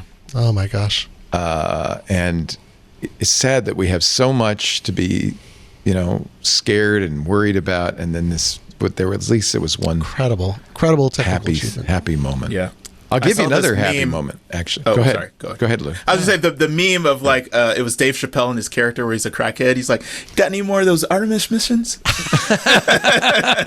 That's good. I like it. Give me that. Yeah, I was always like, put it in my vein. Come on, man. I need more Artemis right now. It's competency. Actually, space might save us. There was a great story about Voyager 1. Oh, yeah. Still going, 50 years after it was set off. It's now NASA is trying to keep it alive. I mean, it never was intended to last this long. This week, NASA announced it had shut one of their last remaining science instruments just to keep the battery going a little bit. I wrote a lot about Voyager back when it passed through. I was writing for The Economist at the time, and it passed through. It was the heliopause or the heliosphere. Actually outside entered interstellar space. Yeah, the magnetic envelope of the sun. And I got to interview in person Ed Stone, who is the principal investigator of the Voyager missions, and he's still going to work every day at JPL in the 2010s, and talked to him about space fanboying for an article. And they really, wrote a bunch in the 2010s about Voyagers because it seemed like all the people associated thought by 2020 we're going to really have to start turning a lot of stuff off if it lasts that long. And then 2025 it's probably going to be dead and maybe putting out a beep. But the radioactive, radioisotope thermocouple generators, thermonuclear generators, RTGs, they it's just physics, right? They're running down. You've got a certain amount of energy, but they've done such a good job with the energy budget. I mean, it's got a digital, it's got like an 8-track digital tape in there or something. It's amazing. It's got 2 backup, 3 systems, backup computers for each, and I think one of them has failed. It's just the continued operation is one of the greatest technical achievements in humanity's history. I mean, 2026, and they're still getting data back is unfathomable. It's truly amazing. Yeah. There's a really great documentary called The Farthest that Ed Stone's featured in. That's what's interesting about this JPL team that started this all almost 50 years ago. Well, think about it. They're in their 70s, 80s, and 90s now, right? And they're just kind of hanging on. There's just a handful of people left. They're still doing it. It's a great documentary if you get a chance to see it. I'll tell you, the greatest bit of hope ever on the Voyager missions was, and Ed had told me this, or Dr. Stone, I should say, and some other folks involved mentioned this, was they put a Reed is it Reid Huffman encoding? No, Reid something encoding Reid system. Huffman. Yeah. They put an encoding system for error correction, which was they had a 50% efficient error correction system available, and they put a essentially experimental 90% error correction system. So it would be several times more efficient, get you that much more data out. They put them on the Voyagers. We did not have a decoding component. And so they sent the probes off with the hope that by the time they reached the gas giants, we would have developed the ability to decode on Earth, which we did.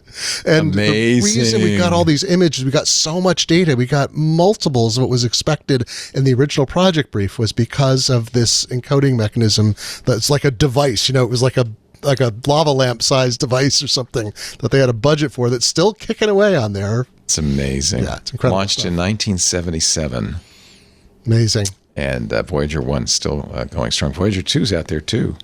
Yeah, They're so gets far less away attention. now that it takes 23 hours to get a message to it and then 23 hours to get the message back. It's ridiculous. It's It's amazing. incredible. It's incredible. What a story. 48 hours for commands, like actually send a command to it. Yeah. So yeah. That's part of the, I'm sorry, I won't get too spacey on you, but the Deep Space Network, one of the things they discovered and were able to do after the Voyager's launch was that the cumulative area of all of the different receivers on Earth can be essentially aggregated, which they didn't have the capability when it was launched. So they can turn on, the Deep Space Network means you can turn on the capacity of the entire area of aggregation and have that serve as one giant antenna, even though they're disparate in function and location. So there's all these things. There's like thing after thing after thing that if they hadn't done this, and or wasn't available when they launched. So that's why there's so much more data than, it was like a 2-year mission or something, or a 4-year science mission or something. And then 50 years later. Yeah, they keep budgeting more money for it. Yeah. The in case you care, the instrument they turned off is called the Low Energy Charged Particles Experiment, or LECP. And it's just because they're running low on energy. Their little plutonium generator in there is, I guess every year it loses about 4 watts of power. So it's just declining. Yeah, it was operating, I think it started with, was it 250 or 500 watts? It's a very small amount. So it's got 40 watts. It's so small, and the amount that they can do, it just... it's so cool. Yeah. Engineers are confident, this is from NASA, that shutting down the LECP will give Voyager 1 about a year of breathing room. They're using the time to finalize a more ambitious energy-saving fix for both Voyagers they call the Big Bang. Ooh. That doesn't sound good. The idea is to swap out a group of powered devices all at once, turning some things off, replacing them with lower power alternatives. 46 hours out to keep the spacecraft warm enough to continue gathering science data. Big Bang will happen on Voyager 2 first. It has a little more power. It's a little closer to Earth. They don't care about it as much. They're like, I don't know. I was very sad when I heard there were layoffs at JPL, but apparently this team is still, many of them are retired, but they're still doing their thing. It's a great documentary because they get together in this little old wood-paneled room with all this old technology. It's just kind of like in a little corner of NASA still. Leo, at our house, I have a little dashboard that shows the current positions that we put on the wall. Oh, that's so cool. Yeah. Are the kids kind of like aware of it? Are they interested in it? Yeah. It's really cool technology. So that's so cool. It's is it an e-ink screen or is it a LCD? It's a regular display, the Android tablet, but it just follows the wall, basically. It uses the JPL dashboard that they have. Yeah. There's a very nice dashboard up. I've been watching, I'm a very late comer to Apple TV's For All Mankind, and I'm in midway in season 2 now, and it's just those things where I'm like, oh my God, if only. But Lou put the link in the Discord. This is the display on your wall. Amazing. Right? Yeah. Nice. It did obviously the trip to the moon too. So we had like the 2 positions. Oh, that's so. What a great way to get kids interested in science. Just to inspire them a little bit, I think that's just really cool. I agree. Really, really great idea. You're watching This Week in Tech. See a little inspiration amongst all the nightmare things. Is this the article you wrote back in 2013 about? Yeah, that's when I got to talk to Dr. Postcards from the Edge. What a great name. Mars rover driver, and who later went to work for Google, and meet some of the whatever the Mars probes were at the time, one of them that failed. Wrote a bunch about the Curiosity thing. Fun fact, Alex Trebek was at the 7 Minutes of Terror bit of the Curiosity landing. He was a space nut, and he got invited to JPL. So if you look carefully in footage of when there's that gap when it lands on Mars, there's Alex Trebek in the watching area. Like, what the hell? I think I recognize him. Do they not give you bylines in The Economist? It's just by GF. Correct. That's correct. Since 1843. All you get is initials? You only get initials on the blog. In the magazine itself, there's no bylines. It's considered a product of group editing, essentially. How old-fashioned. So it's got a voice. Yeah, wow. It's a weird thing. So I could claim I wrote anything in the publication, right? But as long as GF wrote it, whoever that is. Whoever that person is. You're watching TWiT. It's great to have GF, WF, and LM on the show. I'm LL. Hey, I got a quick question for you, Leo. Yeah. How do you feel about Salt Hank being on damnlines.com? Do you know, is this all garbage? Save that for me, and we'll do the ad, and then I'm going to have to find out what that's all about. Okay. All right. Damn lines. Yeah. Oh, because of the lines waiting outside his restaurant. Yeah, it's not about him. It's not a complaint about him. I'll tell you. All right. Well, we'll find out in just a bit. That's a good tease.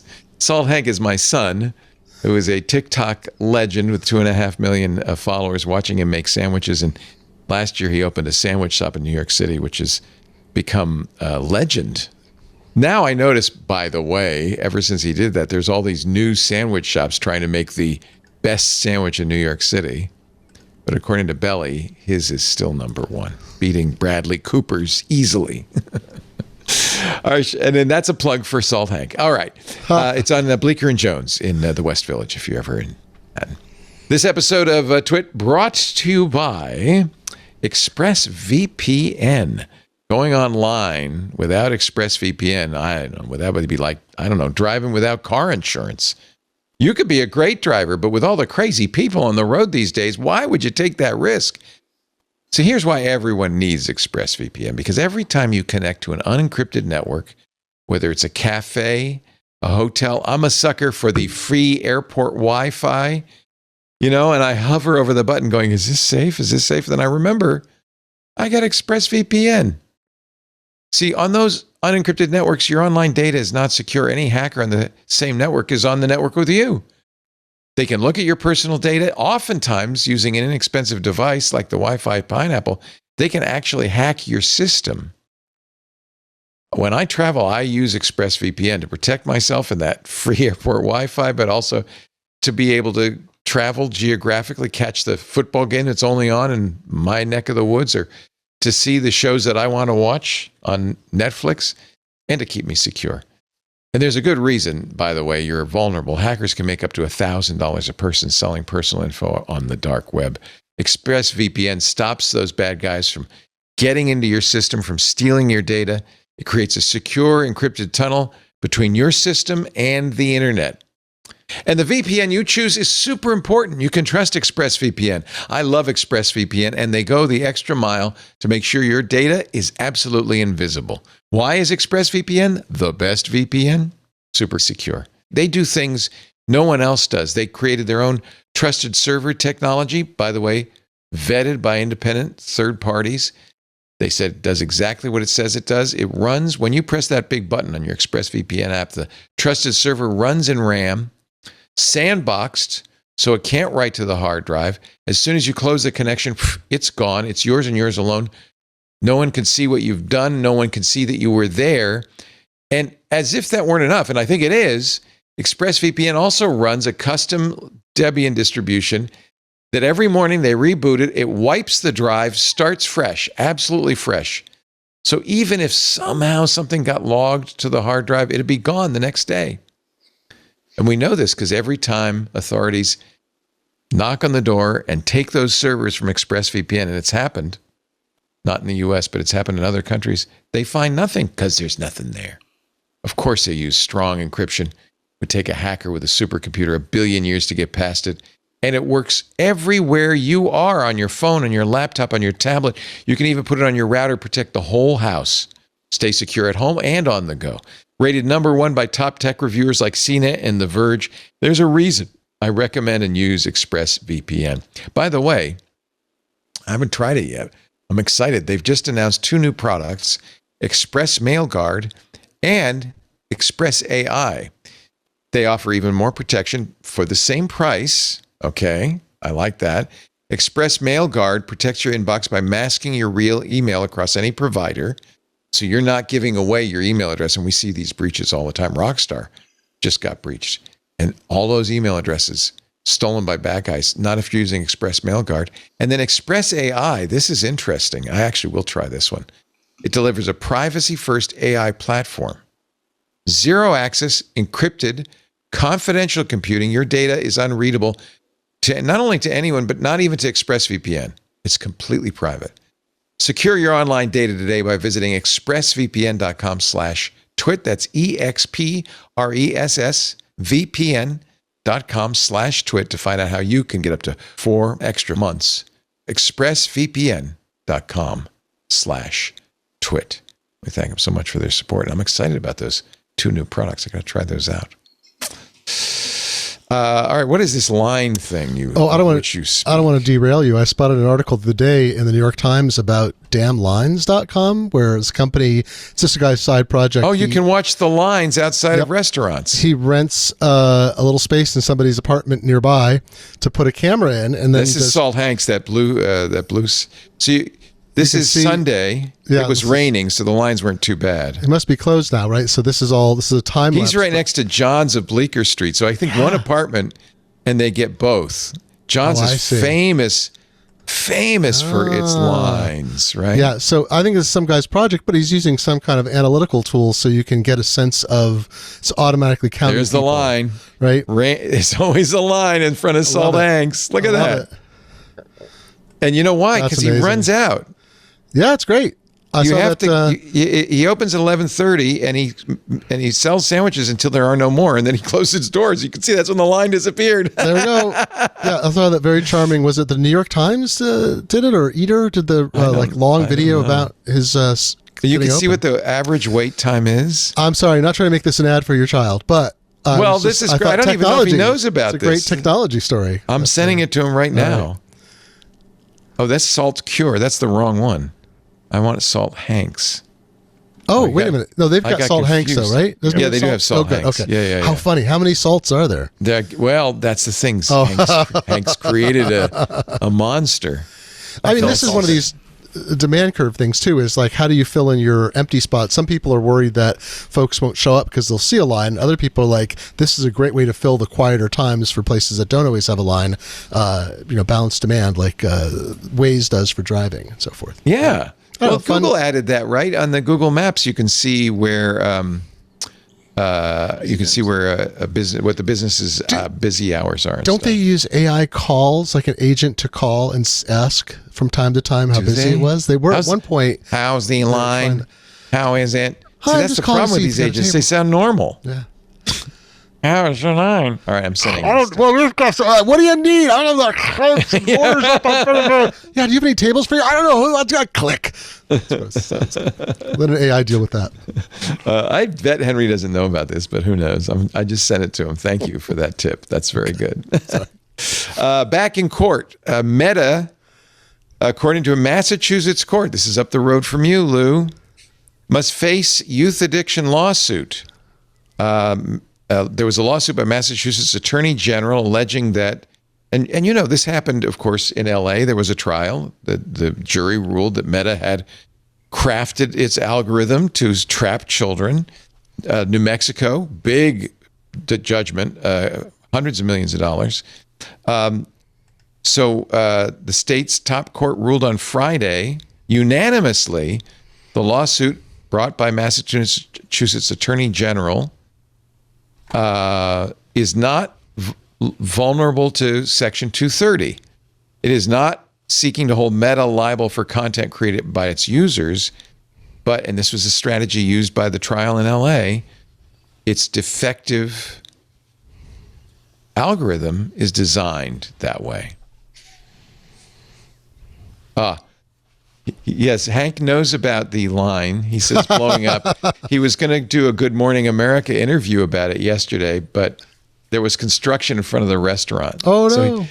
There was nothing to show. He says, I've talked to the founder. Good. He says it's smart, but also kind of creepy. Oh, so all technology right now, right? Yes, that's the story of this show. Smart, but creepy. So that's interesting. Although writing in Tech Dirt, Mike Masnick is saying he's considerably worried about these kinds of decisions and jury verdicts. He says Section 230 is dying by 1,000 workarounds. And Massachusetts just added another one. Someone said that the day after the ruling came out from the one in LA that they're starting to get ads like, were you affected? Call this number or click this link. So the ambulance chasers, right? Mesotheliomania. What is it? Mesothelioma. Yeah. I shouldn't laugh. That's a terrible, awful disease. It's the ambulance chase. It was like the best way to make money on the web for a little while was to have a site that mentioned that word. I still see ads for it all the time on TV. Yeah. This is what Mike says is the most important part of the whole ruling. And he's quoting a professor, Eric Goldman, who's been tracking these. He says, Eric says, I don't see any distinction between third-party content and the editorial choices about the manner of presenting that third-party content.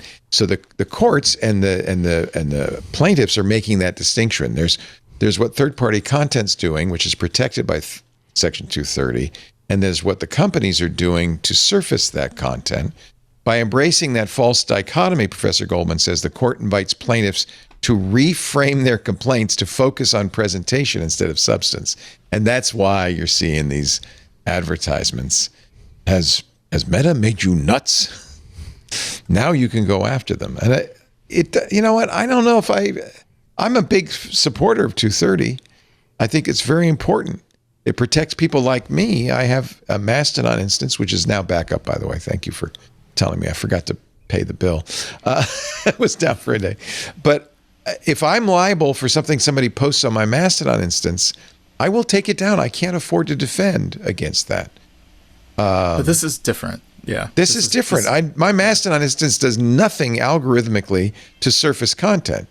Now, I am protected by Section 230 because I moderate it, right?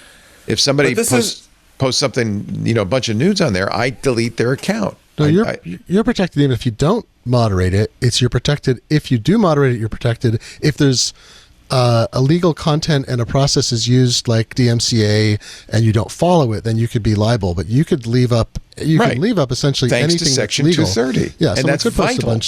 Someone could post a bunch of nudes, and as long as they're legal nudes, they don't violate any local or whatever law, then you're fine. Right. But you're also entitled to do whatever you want as moderator. And I choose to take those down.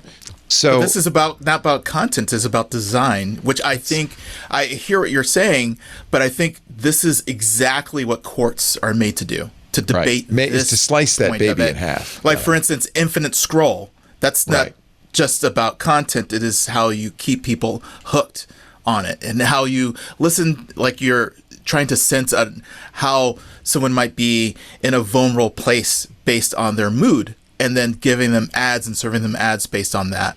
This is and the issue at heart is it's not the ignorance of it. It is doing it and for the outcomes you want, knowing the harms and hearing the decisions made in spite of that. So if there's things on your platform that you don't want, and you choose to take it off, that's a different thing. It's on your platform and you don't want, but you are not aware, that's a different thing.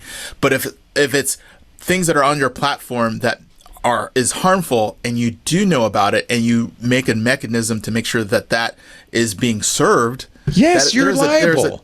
There is a difference. Yes, and I agree with that. I don't think I'm not sure I agree with Mike Masnick, and that's rare for me to say, but I feel like there is a difference.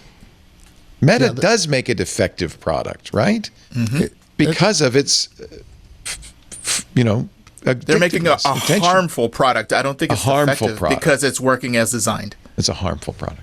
And that's the problem. Is it the way it's designed, and it's meant to be that way? And for those types of things, that's what the court system is made for. Yep. Those types of debates. And so I think this makes sense, and this is where it should be debated by people on both sides who are informed, who are able to present that. And so there might be a rash of these, but it's to their own detriment because that's the thing that they did. This is a comeuppance, and maybe some cases will be valid, some are not valid. Hopefully this won't choke our court system to the point where this will just kind of fall into a background noise. But the reason why companies like Meta abuse people is because the downside will never overcome the upside. And the only way to change the equation is to go about this way. Here's a court case I can absolutely support. You may remember the FTC went after Live Nation and Ticketmaster for ticket prices, and the Trump administration decided to drop that case. By the way, the attorneys in charge of the prosecution all quit when Trump dropped the case without consulting them. Saw that. Yeah, but here's the good news. There was a court case also going on, because it wasn't just the federal government. It was, I think, 30 states. The lawsuit brought by the states is over, and the jury found Live Nation and Ticketmaster did maintain an illegal monopoly. So that is I think, very good news. We all know it's horrible, right? They add fees upon fees upon fees, and they end up, because they control the venues as well as the ticket sales, dominating the market, and even acts that don't want to be beholden to Ticketmaster have to be. And I was like, I can understand the horrible economics of 2026 that mean you have to charge $80 for a bad seat in an auditorium. That's terrible, but all right, I'll just accept that. And I read a lot of fans saying, like, we get it. We understand, there's a lot of profit in there, but also whatever. It's the $34 or the $50 I pay on top of the $80. That's the problem. And they're sneaky. It's like you buy the ticket and then they add it after you buy it. And by the way, it's so frustrating. Here's your $20 fee to present a ticket into the app, which costs us nothing to do. Yeah. Right. Yeah. No, I mean, it's the most indefensible industry. I try to think of something that's worse than like Live Nation, Ticketmaster, in terms of how I think even the cable companies, people don't hate the cable companies as much anymore, right? Because there's actually various kinds of competition. Like, what's worse than these guys in terms of healthcare? Healthcare, because we all have to have it, right? I don't know. Unfortunately, I have a really good insurer in Washington State. We have a really good state insurance commissioner. So with all the healthcare I had last year, my insurance company is like, bonk. Yep. It's all okay. So right now, you're happy. I have the weirdest. Yeah. How come you have such good healthcare? We have a very strong state health insurance commissioner's office, and we have a few sort of semi-local insurance companies, so it ain't cheap. But thank goodness you had it. Was it unexpected, the surgery? I mean, did you? No, I've known for years. It just didn't know exactly when, and then my valve went. It's time. It's like a little button pops up, and my cardiologist said, "I can hear that when I listen to your chest. I can hear a certain tone." So it wasn't an emergency, but it's an amazing thing when you get a bill for $250,000, and it's like my share was I hit my annual or out of pocket $0, and there's no greater feeling than that. So I'm sorry, I do hate insurance companies most years. I do, but this year it's Ticketmaster. Now I hate you. So. Well, see, that's the problem. It's not people like Len, because you buy insurance and you pay for it, and you're self-employed, so you pay for it yourself. I pay for it through self-employed and not Medicare age. Through ACA, through Obamacare, or exactly. Yeah. So I get it's one thank of those goodness things for that, and they're trying to kill that too. Yeah, I don't actually know what we pay for health insurance because it requires being a CPA to understand as a freelancer, because you get to deduct premiums and blah blah blah. So it's like, I don't know. It's crazy. I don't know, but I love this year or last year. I love my insurer just for 1 year. Only. So I'm just hoping that the fines, they will say, well, your fine is $100 million, but there is a $50 million service fee and a $25 million fee for I don't know what, for parking, and so. The judge has not yet determined what remedies will be applied. They could, in fact, force the two to split. That was what the FTC wanted, and that was what the settlement that the Trump administration forced. It said, no, you don't have to split up. But the judge could do it. There are also monetary damages to be awarded. They haven't been set yet. Of course, there will be an appeal.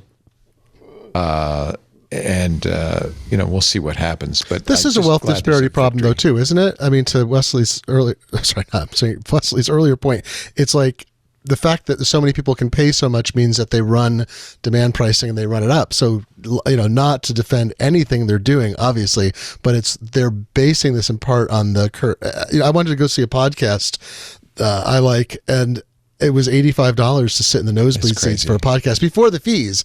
And I thought, I understand some of that, like the cost and, the cost of labor. Did you see what a ticket for the World Cup final, the FIFA World Cup final will be? It's over $10,000 for a single ticket. Do you see the cost? Was it New Jersey Transit? What they're charging for a round trip ticket?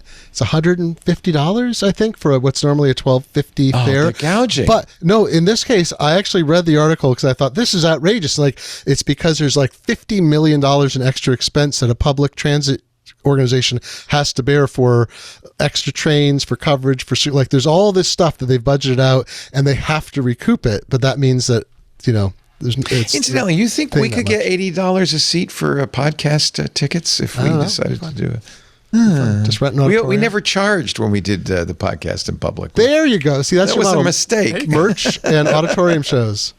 Yeah. Merch. We have merch. You never made not a penny on merch. I went to you didn't have a stage show part of it though. Like they used to do. What was that? There was a group that was going around doing essentially a live magazine show. Everything was researched for the show. That's cool. I went to see 99% Invisible a number of years ago. They're great. I love them. Full it's house a great podcast. For a live show. Sure. It's a bunch of different stories. There you go. It makes me nervous because I have a feeling, I just feel like we would go and there'd be 5 people in the audience and I'd feel so bad I'd give them their money back. You kickstart it, so you have everyone has to buy the tickets Kickstarter. Yeah. Beforehand, so you only have to hit a threshold before you do the show. Brilliant. I saw Radio Lab live, and that was amazing. Oh my gosh! There's a lot of good on-show performance that once you understand. Yeah, I don't know if our shows would be that like, engaging in person. To be honest.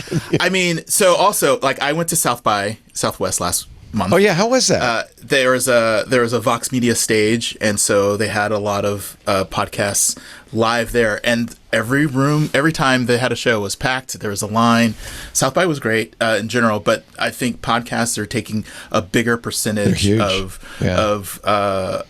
these live events as well. And speaking of podcasts, I'm sure you know as well that Netflix is now moving into podcasts, and so I think the visual nature and the experiential nature of podcasting, I think it's just going to keep growing. They should have listened to me when I said you should change the name, because a video podcast is not a podcast. I don't know what it is, but it makes no sense. It's a show. Yeah.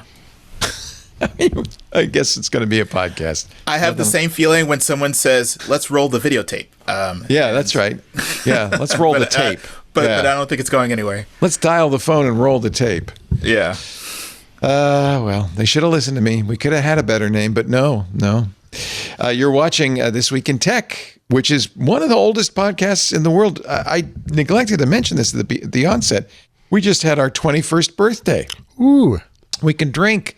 April 17th, 2005 was the first TWiT, and we are now officially 21 years old. Congratulations. I think Anthony made a bunch of logos with alcohol in it, and I thought, I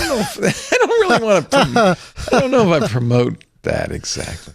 Yeah. This is episode 1080p, by the way. Huh. Progressive episode. Our show today brought to you by Shopify. Speaking of Salt Hank, that's how he started his business.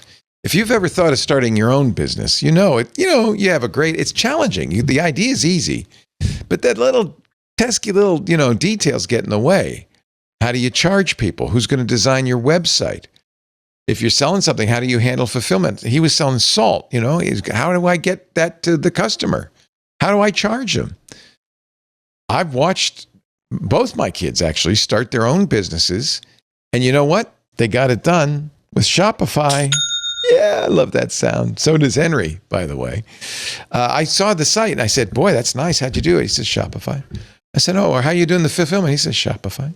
So how you doing the marketing? He said, Shopify. Shopify, it's amazing. It's the commerce platform behind millions of businesses around the world, from household names like Heinz and Mattel to brands just getting started.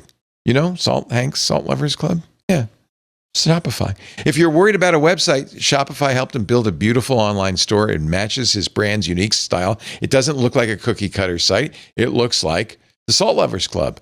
They can do it for you too. Shopify also helps with marketing. They can easily create email and social media campaigns wherever your customers are scrolling or strolling. And of course, Shopify is your commerce expert with world-class expertise in everything from managing inventory to international shipping, to processing returns and beyond. It's really nice for him. And it'd be really nice for you to have somebody on your side that knows and understands all that stuff and can make it easy. And don't forget, it's kind of a big thing on your site to have that iconic purple Shop Pay button.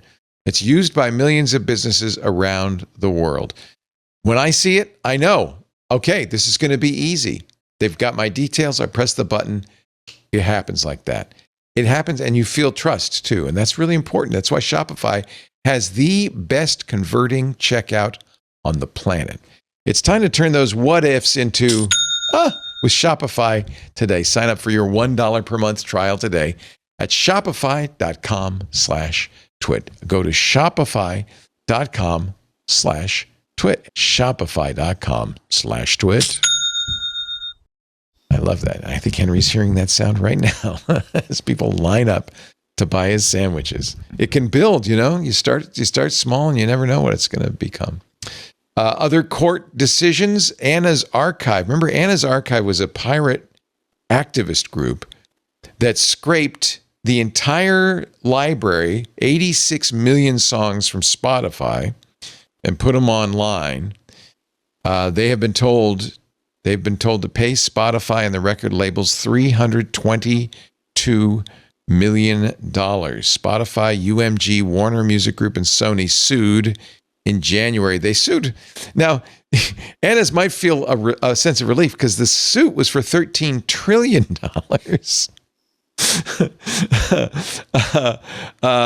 They made the songs available via BitTorrent. At the time, Spotify called the scraping a brazen theft of millions of files containing nearly all the world's commercial sound recordings. Anna's Archive said, no, it's an act of preservation. New York federal judge said no. And in fact, Anna's Archive did not defend. They didn't respond to the lawsuit because they're anonymous. And good luck collecting that $322 million because no one knows who Anna is. I'm guessing her name is not Anna. The court also said the archive must immediately destroy all copies and Phonorecords. There's that thing Speaking of again. rolling the videotape and Phonorecords of any work scraped, downloaded, copied, or otherwise extracted from Spotify. Is that a term of art in the law? Phonorecords? Or are they talking about vinyl records? No, there's something called the phonogram right or phonograph right. Oh, that's what it is. Okay. Which is the right to, separate from the copyright that underlies a composition, it's the right to, associated with the audio fixed in any medium. Sorry, I wrote about this a lot once. It's the right associated with... I asked the right person. I'll tell you what. Jeopardy champion, Glenn Fleshman. Any medium. So if you own the phonogram right, then you control a particular audio recording, no matter how it's produced. So Phonorecords probably refers to just probably any the recording. phonogram or phonograph, right? Yeah, not a vinyl record. It'll be interesting though. Yeah, go smash all the old vinyl. That's you gotta smash them. It reminds me of when there was that company that was doing the video on demand, where they had a whole warehouse full of VHSs, and someone would go and punch a videotape in and hit a routing button to go to your TV set. That's how we used to do it back late in the day. 1990s, I think. Yeah. Before it was so funny. Woo-hoo. It was cheap Actually, enough, I guess. Jokin Boken, who's in our YouTube watching on YouTube in our chat, says, in U.S. copyright law, phonorecord is a term of art for a material object that embodies sounds. I see. So basically, it is the judge saying, whatever you got, get rid of it. Not that there's any way to enforce it, which is interesting. Roblox has also agreed to a settlement with the state of Nevada, $12 million. More importantly, they've committed to enhanced protection for minors and age verification for all users. This is a case where I think it's a good idea to enforce age verification, but there's just no way to do it. Roblox is aimed at children, kids love it, but there are adults in there. Yeah. Well, you get AI just like cloning like highly loved sub games, or what do you call it, side games that they have in there, and then they basically suck all your funds out or whatever you're willing to pay, Roblox, whatever. So do your kids play Roblox? Yeah, I mean they play it every day, and they've tried to build their own sub games, and you just find all these clones, these like watered down clones that basically. How do you protect them? You keep an eye on over their shoulder. Keep an eye on it. Yeah. See, I think happened with like Minecraft, it's really, there's a huge benefit to it because they're learning to, it's basically coding, right? They do. They code. They absolutely do code. Luau is the coding. Yeah, so they actually do learn a lot of stuff there. Do they know Lua? Are they like Lua? They know Lua in the case of a coding agent helping them code Lua. That's really cool. Yeah, well, that's a great way to start. I'm sorry, Wesley, what were you saying? It was stupid. I said I wish this happened with Minecraft. No, it's too late. Because when they're saying like they want to protect minors. I thought that'd be a hilarious time. Oh, that's good.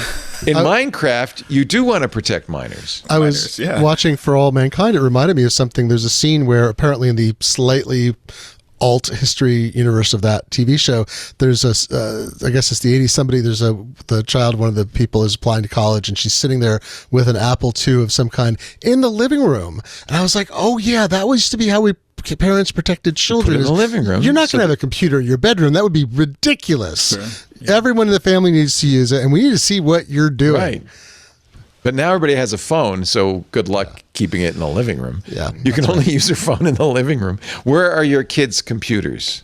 They must have. You have 6. It's all centralized. Yeah. I centralize all into this little room that's right off of our family room. So it's easy. You have so many kids that it's like a computer center in there. Oh yeah, I mean it's heated during the winter. For sure. So is my studio, by the way. I have 2 kids, and any more than 2 seems an impossible number to me. So that's Lou and his wife are prolific in that department. Are they all boys? They're all boys. All boys, yeah. From 3 years old, 5 years all the way up to 16. So how many kids do you have? 4 or 5? I have 5 boys. 5 boys. 5 boys. I've heard of 5-boy households. That's a lot of cereal and milk is one thing. It is. You're right. We go through 2 gallons a week. That's okay. all. That explains it, because when I go to Costco, they have the 2 gallons cellophane together, and I can't think who's going to need that much milk. Around here, they only sell the 1.5 gallons. Oh, so I have to buy 2 of those, so then I have to get 3 gallons. 3 gallons. Costco's smart. They always make sure you get a little bit more than you really need. Right. That's right. Just in case. One last court case. A judge has. Now, this is actually an important one. You may remember Apple and Google both cooperated when ICE and the Department of Homeland Security, Kristi Noem, demanded that they take down apps that would track where ICE agents were, that would announce where ICE was active. And Apple and Google complied without any question. They said, yeah, these should all be taken down. In particular, Eyes Up and ICE citing Chicagoland. A judge has granted the makers of ICE citing Chicagoland, which is a Facebook group, and the Eyes Up app a preliminary injunction to stop the Trump administration from coercing platforms to take the projects down. Now, of course, they're already down on both Facebook and in the App Store. But this is an important, I think, ruling because it asserts this is a First Amendment right. Ice Block, Red Dot taken down from the App Store and Google Play. Pam Bondi, you remember, threatened the maker of Ice Block, said, we're going to look into that guy. Kristi Noem demanded and took credit for the removal of the apps. In a document filed on Friday, The judge called it thinly veiled threats, and said the First Amendment protects the right to discuss, record, and criticize what law enforcement does in public. Right. So this is only a preliminary injunction, and I don't know how effective it's going to be because the apps are already down. Well, it's also Apple and Google could say, we have our own set of criteria by which this fails, but that becomes then a different issue, and then they could be sued directly for taking the apps down. That's allowed. That's not the government censoring. That's a private company, which can, of course, censor. I would just like to see. I wonder if these will come back. Especially, it seems like I don't think Apple wants to go on record as saying, "Oh no, we don't want those apps on our." Yeah. I think the opposite. I think they'll stay down.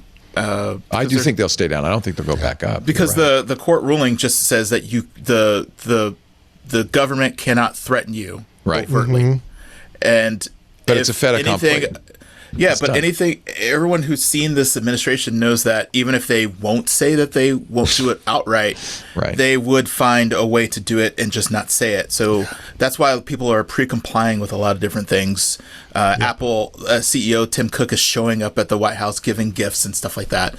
It's not because they are trying to carry favor. That's part of it, but it's also because they don't want to be the focus of any negative retribution, whether or not it's said or not. And so the court order doesn't force Apple or Google to put it back in the Play Store. It just forces the government not to say, we will attack you if you don't take it down. And that just stops that. And I think we're past that point where that discussion is actually happening in public anymore. It's done. And Apple does have a problem with the App Store. In fact, last week we talked about the Bitcoin wallet that is a real wallet. Was it Legend? That's available for download on the web, but somebody cloned it, made a fake version of it, got it on the Mac App Store, got it approved by Apple, and then it proceeded to steal $9.5 million of cryptocurrency from the people who used it. I got a good one too. Is somebody impersonated me on a barely active Slack, and because Slack doesn't have a unique namespace. So this is a Slack I haven't contributed to in years. We set it up almost as an experiment. But it was public. It was public, and there were several hundred people using it, but just not very actively at all. And someone registered as one thing, and they changed their handle to @Fleshman, which was my handle. Slack doesn't enforce a unique handle. They disabled certain kinds of administrative controls. So that person thought I was asking them to install an app that I wanted them to help test, even though I didn't know them, but they knew me because it was associated with an Apple thing. And they got infected. Fortunately, they're brilliant, and they were able to remote wipe their machine. They had a time machine backup from a day ago. They basically didn't lose anything. I was very impressed by that part. But so it's even down to like that granularity.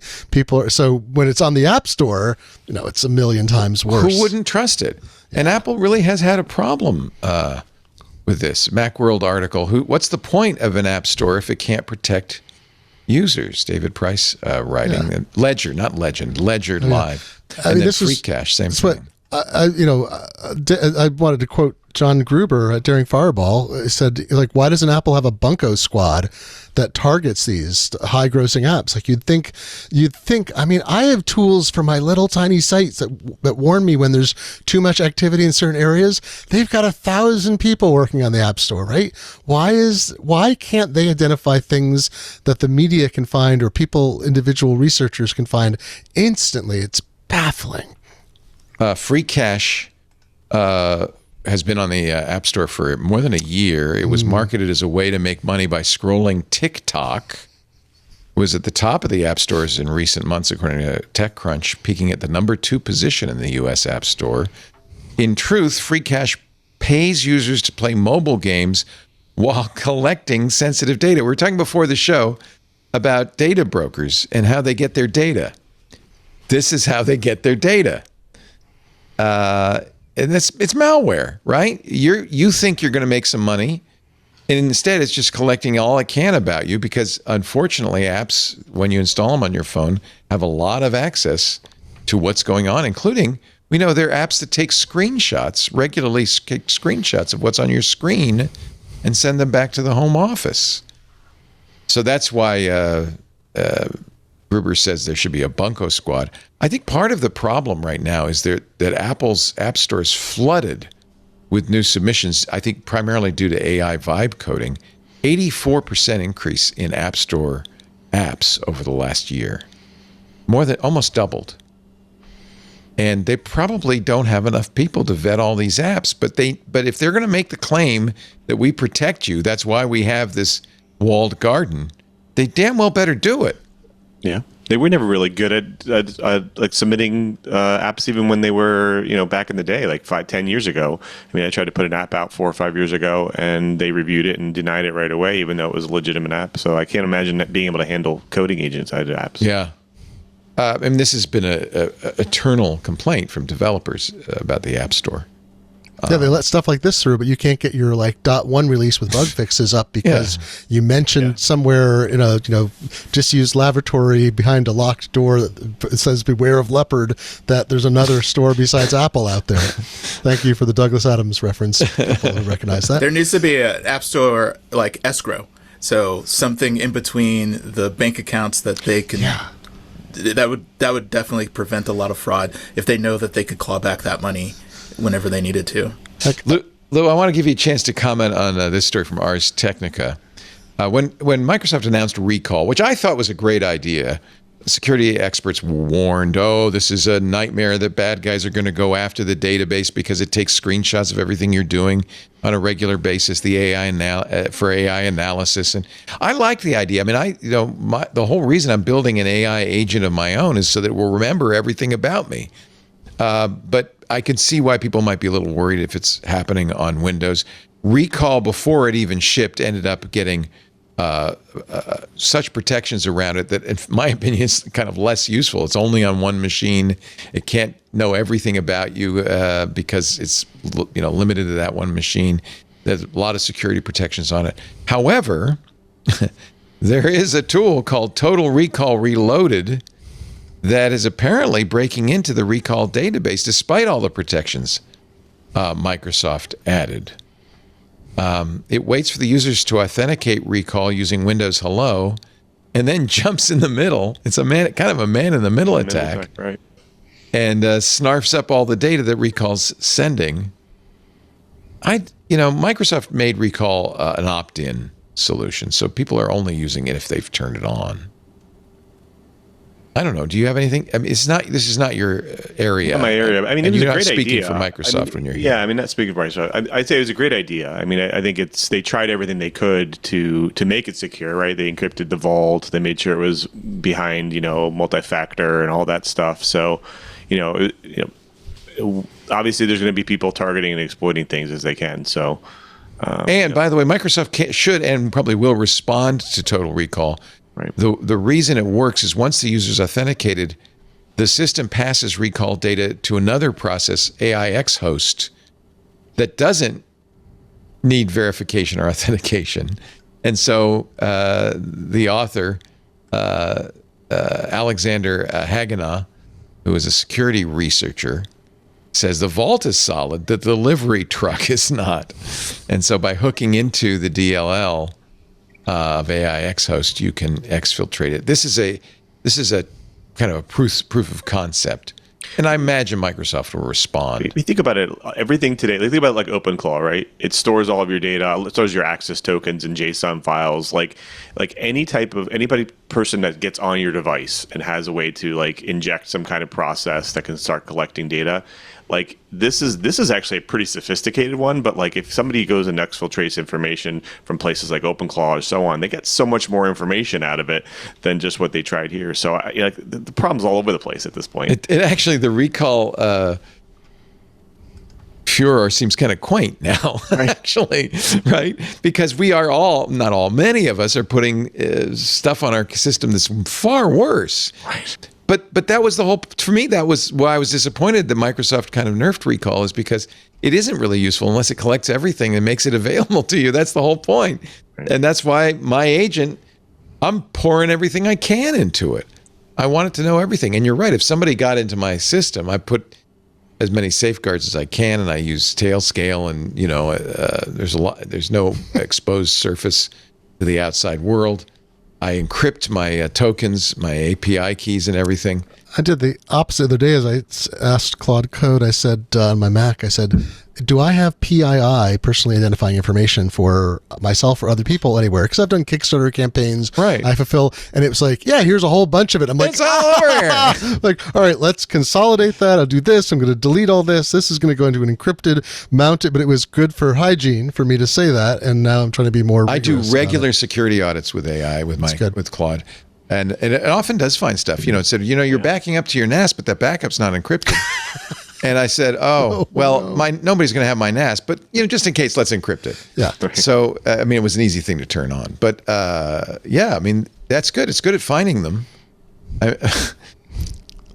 But honestly, there's no point to having an AI unless it knows everything. Yeah. Right. That's the whole reason OpenClaw's risky, is because in order to be good at its job, it needs to have your email and your calendar and your phone numbers and your contacts. And in fact, if you give it a credit card, it can even do more. Oh my God, this reminds me. There was a humor article from the New Yorker from the 80s that somebody had photocopied. I don't know when I saw it, and it was basically like, it was describing OpenClaw. Now that you say that, it was like, would you like some coffee or coffee? Sure, there's even some for you, or something was along the lines. And it was, I see that you'd like this. It was eerie because it was, literally. In But the that's early what we 80s. want. We want an agent. We want buying somebody stuff for you. Yeah. who knows. Yeah, buying stuff for me. Knows what kind of coffee I like. Remember the Amazon button where you could put it and you could like reorder Tide? You'd put a button at your dishwasher or your clothes washer. You'd press it. I had and that. And then people were like, "My child pressed it 1,000 times." Our 12-year-old at the time, Michael, ordered a lot of toilet paper. Oh, that's right. I forgot you had that issue. I'm sorry. Oh my I had the gosh. little button, the little Cottonelle button right there in the pantry. What does this do? I think they added a rate limiter to it. They I don't know, did. Thank God, because I Oh would my have had God. a lot more toilet paper. Yep. There's a company that had a vending machine but now is signed a 3-year lease to hire people and have a brick and mortar shop.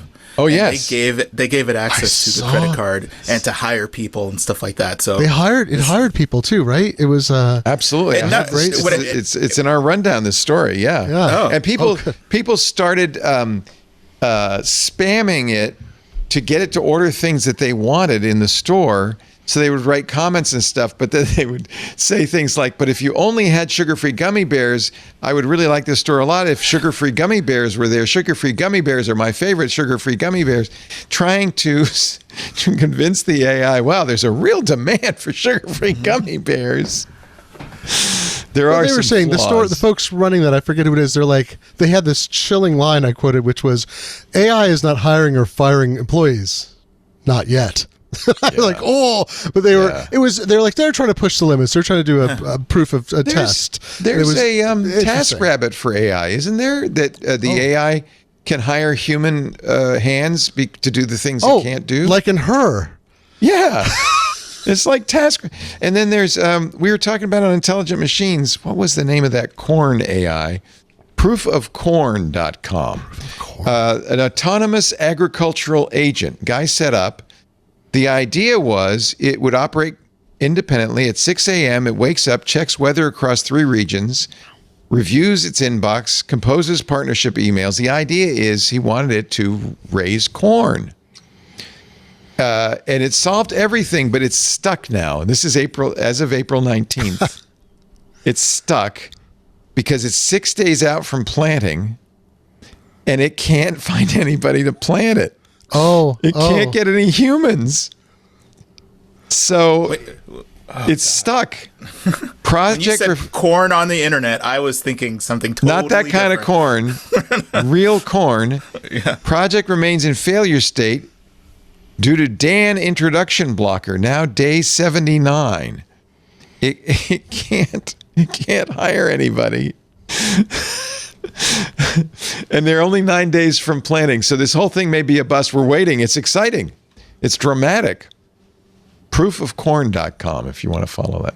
Let's take a quick break. We've got just a few minutes left in the show. I have many stories. I'll give you the best ones. How about that? When we wrap this thing up. You're watching This Week in Tech with the great Glenn Fleshman. Don't forget long time no see. It's on Kickstarter. And even though he has raised all the money, you got to write it now, right? That's part of the deal. I'm doing new editing and revising of existing material. So are you really happy that this has done so well? Yeah, it's great. I mean, it's, this is, I started making jokes. I have my little jokes, right? My textbook joke and so forth. My little joke a few years ago, I'd give a talk in the late 2010s and say, I was trained as a typesetter and then I became a freelance journalist. I collect obsolete professions. And people would laugh. Oh. The problem was when people stopped laughing and they're like, I'm so sorry. Yeah, I'm so sorry to hear that. That's terrible. And now I was making a joke a couple years ago. I've shifted from freelance technology reporting to the lucrative field of writing about 19th and 20th century printing history. And weirdly, that's a good hunk of how I've made my living the last 3 years is, part of it is helping other people with their projects, with their books, like Marcin Witcheries. And I have that beautiful book that he did about keyboards. You can kill a person with it. It's pretty heavy, pretty solid. Yes. And part of it is, writing for 6 Colors and doing take control books. And then part of it is writing about printing history, which I love. And people, people seem to like it. This is so great. This is a good example of why the internet is a marvel, because there's a long tail for everything. So, if you went to a publisher said, I want a book called Long Time No See, they would say, go see the romance editor or something. I don't know what they would say. They would say no. Very brief story is just Dan Perkins, who has been doing the comic strip This Modern World as Tom Tomorrow since the 1990s. Great He's strip. Approaching 40 years doing this strip. His publisher said a few years ago, we can't make money off you anymore. We're not going to do any more compilations. We're doing something else. And reluctantly, because he never wanted to own his own books and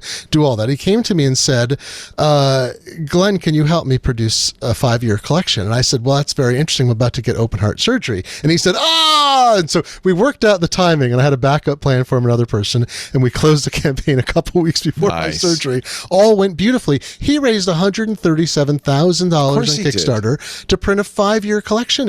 But I don't know still, even with those numbers, that his publisher could have. I don't think the publishers are wrong. I don't think they could have made it. They might have broken even on it, and he made a very nice sum of money. Exactly. And a lot of his fans were very happy. He sold a lot of signed copies of his books, and it was great. Technology is an enabler. It's made it possible for people to operate on their own scale, a scale that a big company is never going to operate on, but a human is perfectly happy to operate on. Look at podcasting. I'm looking at it. Yeah, you're looking at it. I'm looking right now. Wesley Faulkner's here. Another perfect example. He's the founder of Works Not Working. The idea is a website for people who are working, but it's just not working for them. And keep in mind that the job of the guy, Joaquin Phoenix character in Her, was writing letters. So that's right. I forgot about that. That's right. Now, he did dictate them. He didn't actually physically write them. Yes, exactly. But I'm just saying, there's still a place for humans. And it's not dead. He would write love letters for people too lazy to write their own. It's pretty funny, wasn't it? Works Not Working is open. You can sign up now. Get on the wait list. Works-not-working. Yeah, love to see you there. Let's all chat. And Lou Maresca, who is ably employed by Microsoft to take all our jobs. AI engineering leader. No, it's empowering technology. Empowering, yes, that's right. It totally is. If you've ever tried to write a pivot table on your own, forget about it. AI happens to be very good at pivot tables, right? It does. It's an amazing thing. Yeah. It can actually, it works great with, some of the really important things, like people use Work IQ or FinTool today to build out financial data models and enterprise-grade financial data models. So really stuff people don't want to do themselves. So. It's actually amazing. I mean, it turns everybody into a quant in a way, right? Because you can have an idea and maybe not have any idea how to execute it, right? But the AI can help. Yeah. This morning, I asked my AI, I said, I've read this thing by Andrej Karpathy about auto research. That overnight it tries things and it fails. And I said, it sounds intriguing. I don't understand it. Could you explain it to me like I'm 5? And it actually wrote ELI 5, and it explained it all to me. And I said, would this be of use? And it said, yes. As a matter of fact, here's how you could use it. I said, could you set that up? It said, yes. And it did. It's empowering. It's a lever that you can use to move the world. Yeah. And I think that's how to think about it. And honestly, if you're afraid of it or you hate it, it's probably a good idea to at least dip your toe into it and try it, because you might find you can actually use it in some very interesting ways. At least that's been my experience. And look what, people like Tom Tomorrow can do, what Glenn Fleshman can do. Technology is a very powerful tool if you know how to use it. Here's my best sales pitch on using Claude Code is, if you ever have to work with CSVs and manipulate the data in them, my God, I've had to deal with so many CSVs from different logistics systems and outputs and Kickstarter campaigns. I wrote so much code over the years to just massage it. Now I'm like, can you take these 3 things and do this? And it's like, bink, here's your script. And I'm like, oh my God, you just saved really me good at hours reading of work JSON, at XML. Writing to APIs. I want to do something with Stripe. It's like, sure, just integrate with Stripe. We've had an API for the TWiT workflow backend for more than 10 years. Mm-hmm. It's beautifully done. Only our engineer knows how to use it. And I've always wanted to be able to use it. So I just said, Claude, here's the API documentation. Write me an implementation. And it wrote a whole implementation so I can use it. I can say, how many times has Glenn Fleshman been on the network? And it will actually pull it all. It's very... Too many is what the answer is. Not enough is what it said. Isn't that interesting? Not enough. Great panel. It's great to have you here. Our show today brought to you by CacheFly. And when I say brought to you by CacheFly, I think I mean literally. I mean, how many times have you heard me say bandwidth for This Week in Tech is brought to you by CacheFly at CACHEFLY.com/twit. If you're listening to this show right now, CacheFly probably had something to do with it.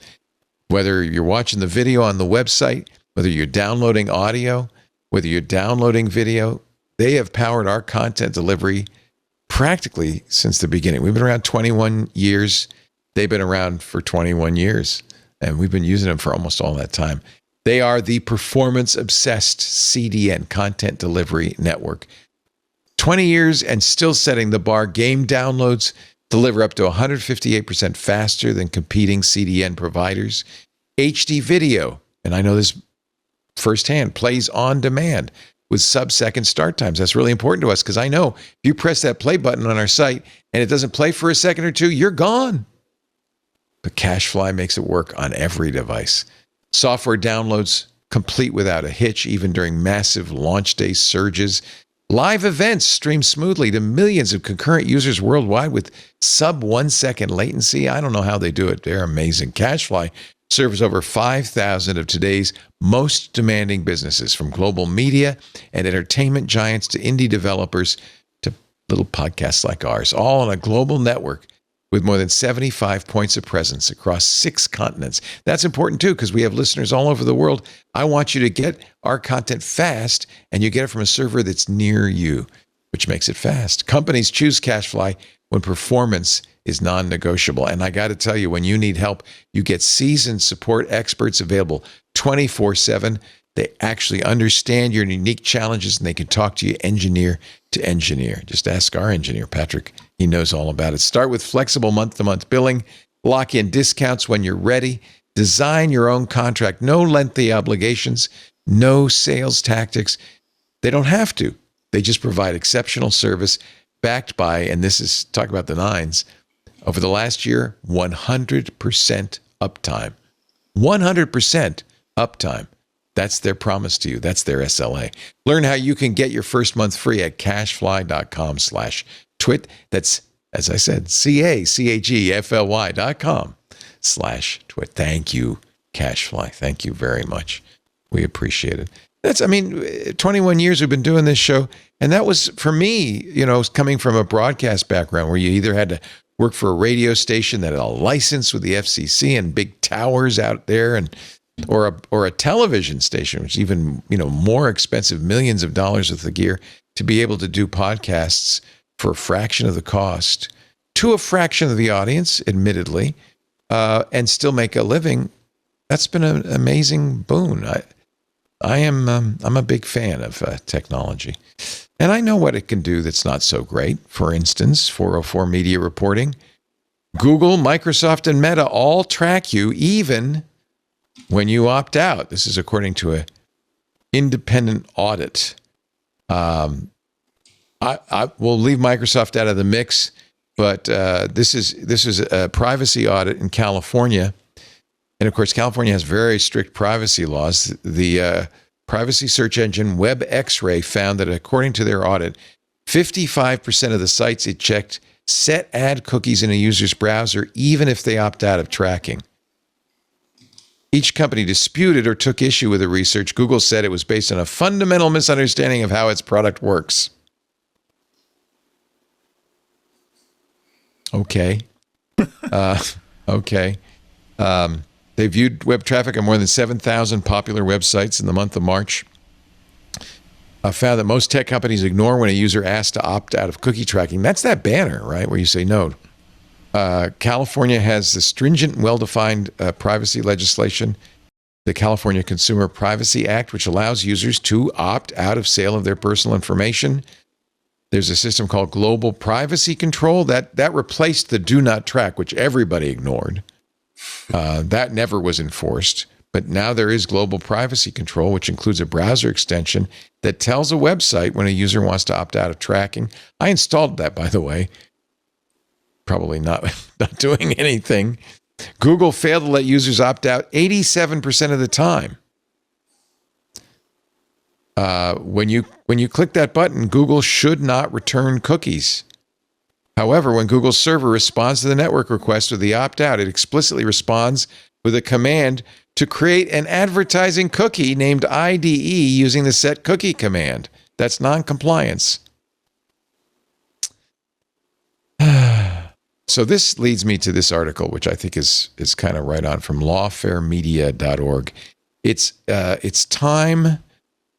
Well, we need comprehensive privacy legislation in the United States.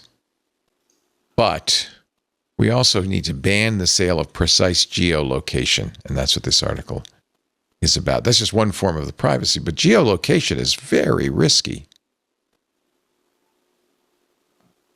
Some might call it an assassination tracker. Oh, someone might say that. Yeah. No tracking for me, maybe for thee. Mm-hmm. Here's another one from the EFF. Google broke its promise to me. Now ICE has my data. This is why this has become a little bit more important now that law enforcement might be using this against you. Yeah. Amandla Thomas Johnson, a PhD candidate studying in the U.S. on a student visa. For, I think, like 5 minutes, he attended a pro-Palestinian protest. ICE sent Google an administrative subpoena requesting his data. The next month, Google gave that information to ICE without giving him the chance to challenge the subpoena, even though Google has promised in the past that they would do that.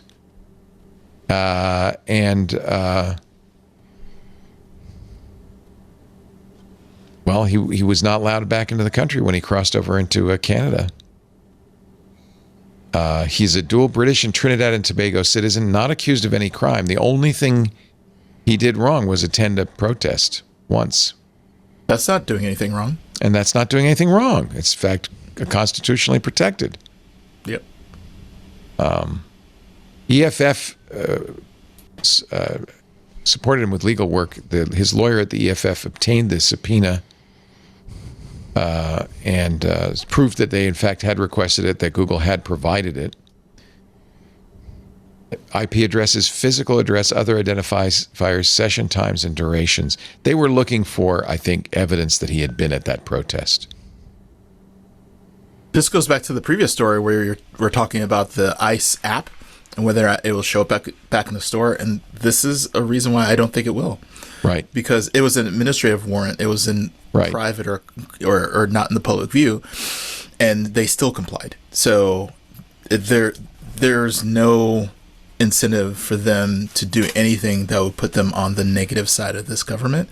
So threats, I think, are unnecessary for compliance in this case.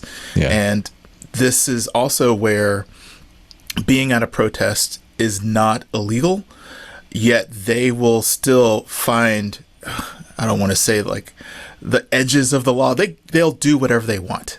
And they will choose to make the decisions that they want of what is important and what is threatening. And even when we're talking about ICE and they're using a facial recognition app, false positive is something they also don't really care about. Their incentives are to get rid of as many people as possible. And any excuse, any hint of an excuse is enough justification to follow through on that. There's no repercussions, nothing changes, and that's kind of what they're seeing. Even when courts castigate them, there's no personal repercussions. Matter. Yeah, the worst thing that happens is somebody actually has a moral qualm and they quit, or they're fired because they say something that is too supportive of defendants. So what's the consequence? Yep. Netflix co-founder Reed Hastings is actually leaving the company. He had moved himself upstairs to a board chair, but he's now leaving the company's board. He will focus on philanthropy and other pursuits. Interesting. Yeah. I think a lot of credit to this guy who took a DVD by mail idea. He says he was inspired in a college course when a professor said, which carries more bandwidth, a fiber optic line or a truck full of DVDs? And he said, oh, maybe instead of relying on the internet to deliver movies, we could just send DVDs by mail. And then, of course, very famously, I mean, I don't know, we probably all subscribed to the red envelope, right? I had red envelopes gathering dust under my TV for months. Great model. The gym membership of DVDs. And then crashed the stock when he said, we're going to pivot. We're going to just do a streaming service. And everybody thought, oh, that's nuts. In fact, they initially were going to split the two into a DVD by mail and then a streaming service. It had the craziest name. Quick something? Quincent? Quick? It was terrible, wasn't it? I can't even remember the name of it. Nobody remembers it because they didn't need to. They dumped the DVD by mail thing pretty quickly. And Netflix Quickster with a QW. That's it. My gosh. Now, of course, Netflix is the #1 streamer by far. I don't think people understood the implications of content delivery networks when Hastings did this. I think it still seemed like an abstract notion, especially getting CDN servers into edges of, Xfinity and all the big ISPs. And I mean, the ultimate version of that is Alaska Airlines and other airlines flying with essentially a CDN server on board for the movies that they stream over, in-flight wireless. It's not exactly that, but it's still, I think it seemed ridiculous. They're like, we don't have that kind of bandwidth. It's like, well, we don't need it. We have intranets and we'll just push it cleverly to CDN servers. And that happened very quickly is what it felt like. Yeah, it really and did. they created fast.com. Because they started getting throttled and they wanted to expose the ISP's hand in ISPs. This is where net neutrality became a big issue. ISPs wanted Netflix to pay them for access to their customers. And of course, we all said, but we're already paying you for access to Netflix. Yeah. You want to charge both ways. Netflix proved it was happening, that they were actually slowing Netflix traffic down. Oh, I remember that. Basically blackmailing them. Wasn't the origin of net neutrality laws was somebody who was had an archive of barbershop quartet digitized tapes? Oh, I don't know that one. That's the origin of net neutrality. He sued because some ISP was slowing down or blocking his distribution of legally recorded, copyright correct barbershop quartet singing. Nothing against barbershop quartets, but that's a strange hill to die on. That's what got us where we are today. I don't know. We could do a barbershop quartet. Who wants to be bass? Who wants to be tenor? Boom, boom, boom, boom, boom. I was a member of Spubska once. I thought you might be. You looked like you might wear a straw hat and striped briefly shirt. Society for the Preservation and Encouragement of Barbershop Quartet Singing in America. Were you in a barbershop quartet at the time? No, I was in a chorus once when I was young. When I was young and unwise.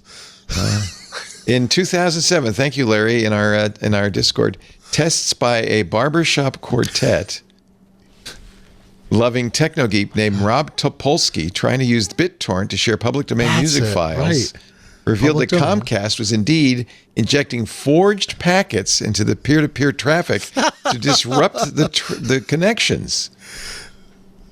The thin edge of the wedge is barbershop quartet singing. The thin edge of the wedge. You bet. My gosh.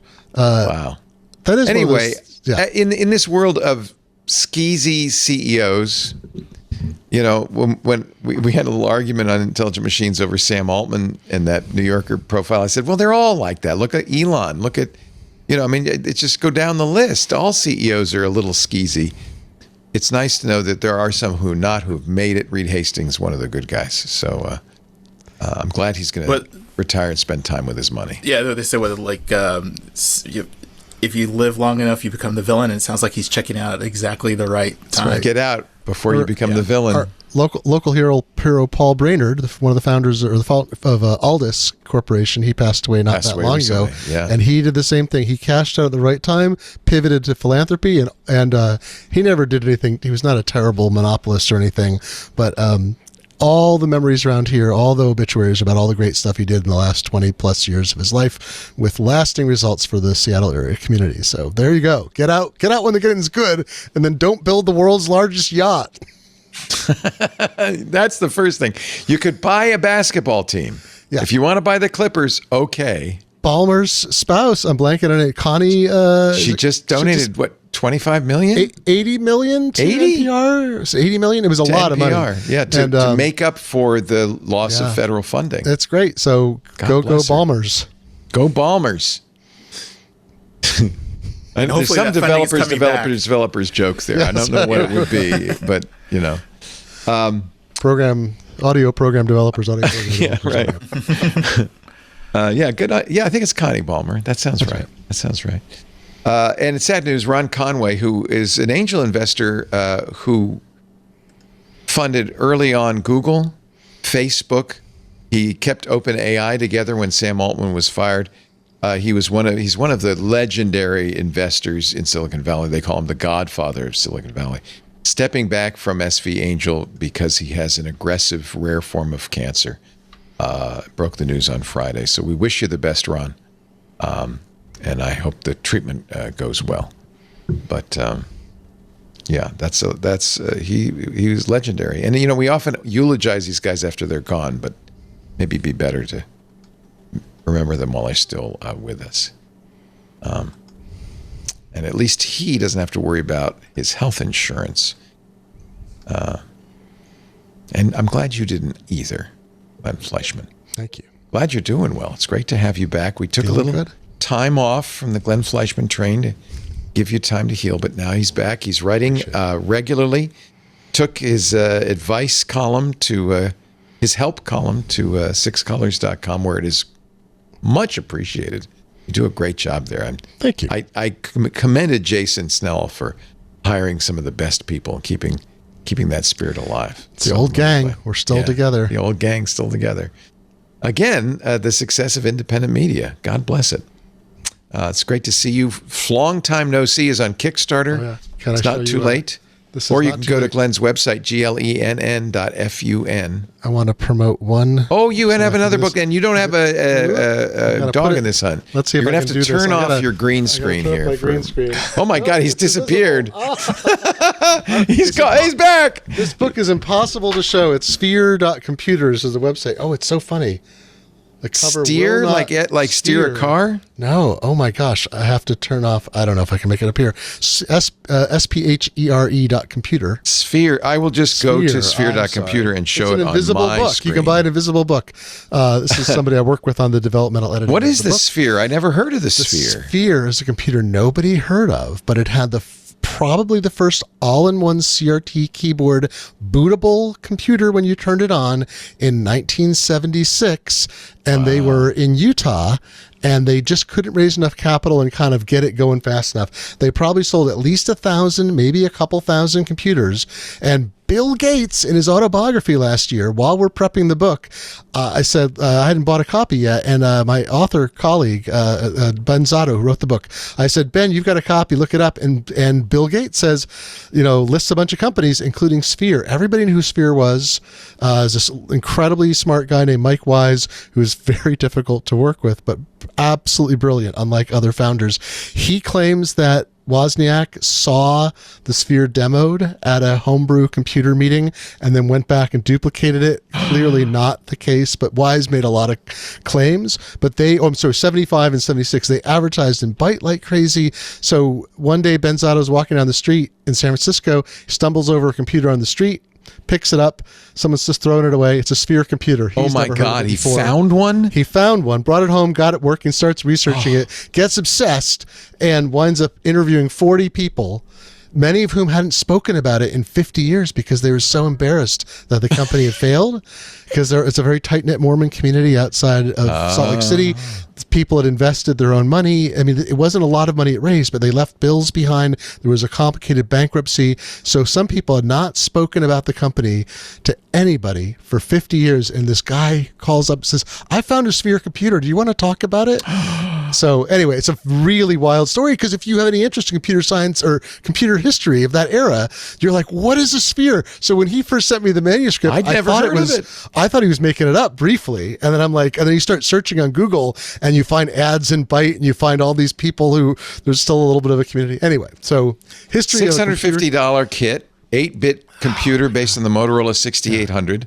4K so RAM much data. expandable to 64K. Yeah, it was an incredible. You could put 20K in a machine at a time that I think most computers were shipping 4K. They were using dynamic RAM in 1975. Wow. They built a floppy disk controller. They were part of the Kansas City standard that got set for tape. All these things for all the. I know that listeners to this show are all like, yeah, hands there. Anyway, it's a company no one ever heard of, and he wrote a book about them, and now he's filling up a piece of missing computer history. And it's now shipping. It's a Good beautiful book, on too. him. Yeah. That's fantastic. A lot of fun. Sphere.computer, there's actually a lot of information there. You can launch. He has a working There's an emulator. You can launch it and it'll boot into Sphere OS, and you can. What? It's got MS Basic on it. Look at that. Oh, man. Wait a It's minute. incredible. Look at that. It's incredible. Anyway, the future, in a browser window, you could be emulating a 50-year-old computer that no one's used because he deciphered the firmware. Wait a minute. Anyway. I'm going to see 10, print hello. 20, go to 10. Run. Is it run? Do I just type run? I think it's run. Oh, my God. It worked. There we go. My first program, Ma. There we go. Look at that. That's pretty funny. Oh, man. I had a computer with cassette. That was a wild way to load memory. Anyway, Wow. it was just a weird story. And you get somebody who's obsessed. Again, it's a Kickstarter project. You raise enough money to make the book happen. You can buy a copy of it from him. If you want, you can buy an old, he designed a floppy disk controller for fun for this 50-year-old computer and got it to work. So Go Computer Now. You can read about it. Ben Zotto, Zotto. great book. It's at sphere.computer, and there's the Sphere bookstore, $39. Look at that shop pay button. They claim they went to visit Tandy and they showed them an all-in-one design a year before the TRS-80 shipped. There's all Well, that I think you could reasonably say Yeah. that was a little bit of a Sphere knockoff. Yeah, it's a lot of. It looks you a look at the lot like computer, a Tandy. Yeah. You look at it and you're like, oh, okay, That's all right. familiar, except it was aluminum case. It looked nice. It's wild stuff. What a story. Well, thank you for sharing that with us, Thank Glenn. you. It's so good to see you, and Nice to see you. congratulations on your health, Thank you. that and all of that, and your good ticker. Appreciate it. Thank you, Wesley Faulkner. So glad you got the site up, works-not-working.com. If work's not working for you, that's the place to go. Wesley is always amazing. Did you do a talk at South by? Yes. What was your I had talk about? It was called Why Work Sucks and How to Make It Joyful Again. Good name. Is it on? Can I watch it online? Is there a video of it? No, the audio is posted. Oh, good. But you have to have A South by. a ticket, if South Yeah. by like credentials in order to see it. Oh. I had my sister and her husband did a shaky like the cell phone video of it. So I do have some video of it, and I'm going to be editing that with splicing in some good audio and then inserting the slides because of the lighting in the room was very bright. So my slides South by actually allows show you up. to do that? Well, it's my material, so They should. yeah. Yeah. So I can. Yeah, it's just Okay. that. I've signed a release and all that stuff. So I just can't use their name and represent them as this is official. It's just my thing, and so I can totally do that. Nice. Well, we'll look for it. We'll have you back when you put that out. Thank you. always good And to see you, for the current members of Work's Not Working, they might say that the site's not working. And I would just like to say, I am so sorry. I am pushing a PR right now, right after this, Get that Claude fired get that up. working. Yes. Well, I was embarrassed this morning when we started the show and people would say your Mastodon instance is down. But in that case, it was me not paying my bill. So I apologize. It's back up. Thank you, Hugo, for jumping on that one. I appreciate it. I have so many cron tabs that tell me everything that I'm doing that's failing. And then I have things that tell me when those things are failing now. It's embarrassing. I actually fell tabs. for a phishing scam and gave them that credit card. And so I had to cancel it. Oh, no. The first time I canceled it, American Express said, well, you can keep it active with people who already have it so that your recurring payments will continue. And I said, yes. And then I got a charge for $1,000 at some liquor store in Massachusetts. In fact, come to think of it, wasn't so far from you there, Lou. I don't know. Anyway, I said, okay, this time I'm going to cancel it, and you can't, extend it to people who already have it. And now I'm just waiting for things to fail. Well, now that TWiT is 21, you might get reels like that all the time. I'm thinking, I think our Redis account is actually on that credit card, so I should probably call Redis and say, hey, here's a new one. Anyway, Hugo, who runs Masto Host, he's a great Mastodon server farm. He's in France, and I immediately flipped the switch and turned it back on, so I apologize for the downtime. But it can happen. Yeah, I need cron tabs. That's what I need. Lou Maresca, great to see you. I just love you so much. An AI engineering leader, but just a wonderful fella. Copilot, thank him for Copilot in Microsoft. Thank him for Copilot in Excel. Appreciate all you do. And I'm not a writer, but I do want to promote my wife's books because that's awesome. She's been doing a fabulous job. She's got a book called Absolution out there. She put out last year. It's a fabulous book about the 1989. It's a fictionalized version of the 1989 Tylenol murders. So it's oh my god, yeah, a great. What's her author name? Her pen name's E.E. Lawson. If you look it on Amazon, Lawson. Absolution by E.E. Lawson. She also has a really great rom-com for the holiday season called Hurry Down the Chimney, which people are actually reading even now it's not holiday season. So she also has that. She's got another one coming out called Pros and Cons. So she's doing a fabulous job. She has a great author photo too, which is key. I'm looking at the website. Did you take that?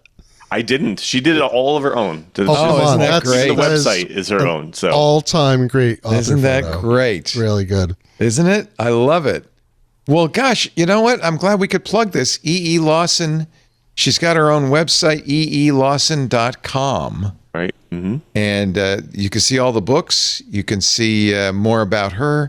You can even buy a quietly scheming woman's cropped hoodie. I should get that for Lisa. That is awesome. She's quietly scheming. She's quietly scheming. Yes. That's that is fantastic. Yeah. A little bit out of her book, but yeah, she's done a fabulous. She did, like I said, she didn't ask for any help for this, so she's done it all herself. So very good. Oh, that's nice. That is really great. Well, yeah, let's give her a big plug. Absolution. That is quite a story. That Tylenol story. Oh yeah, she really enjoyed writing. She likes writing all different types of stories. She's not really in a specific genre. So it's nonfiction. It's all fiction. Everything's fiction. So it's a fictionalized story. Fictionalized story, right? The Tylenol death. Oh, that's really interesting. I'll wait for it to be adapted into a 10-part Netflix series. Yeah, I know, right? Why not? The option is available. eelawson.com. Go get it. That would be a wonderful book. All right, maybe only 8 parts these days. They're cutting back on it. Yeah, right. Well, it just depends. Thank you, Lou. Podcast. Thank you. Great to see you. Thank you so much, Wesley. Thank you, Glenn. And thanks to all of you. A special thanks to our club members who make this show and every show we do possible. Without your generous support, there would be no TWiT. And I could say that literally.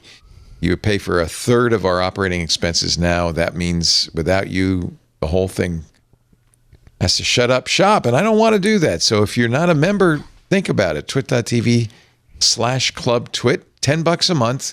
You get ad-free versions of all the shows. You get access to the Club TWiT Discord, which is a great place to hang out with very smart people. And you get special programming that we don't offer in public, like our photo segment. By the way, I apologize. Chris Marquardt had a family emergency on Thursday. Was it Thursday? Yeah, Thursday we were going to do the show. We will reschedule that. We're still looking for playful shots. I actually uploaded one of my own this week. We also do Stacy's Book Club. The AI user group is fantastic. First Friday of every month with some really good guys doing some great stuff. Lou was on it. Maybe we'll get Lou back too. Actually, it'd be great. If you're not a member, we would love to have you in the club, and we really try to make it worthwhile. So go to twit.tv/clubtwit. Support the programming you see on Twit. We do this show every Sunday from 2 to 5 Pacific. That's 5 to 8 Eastern Time, 2100 UTC. I mentioned that when we do it because you can watch us live if you're in the club, of course, in the Club Twit Discord, but you can also watch, everybody can, YouTube, Twitch, X.com, Facebook, LinkedIn, and Kick. If you chat in any of those platforms, I will see it, and we can chat with you as I have been throughout the show. After the fact, on-demand versions of the show available at the website, twit.tv. There's a YouTube channel with the video and audio at the website, or subscribe to the video or audio or both in your favorite podcast client. You'll get it automatically. All of that's free, but if you want to support it, we appreciate that too. Thank you, everybody, for being here, and we will see you next time, as I have said now for 21 years. Thanks for watching. We'll see you next time. Another Twit is in the can. Bye-bye. Amazing.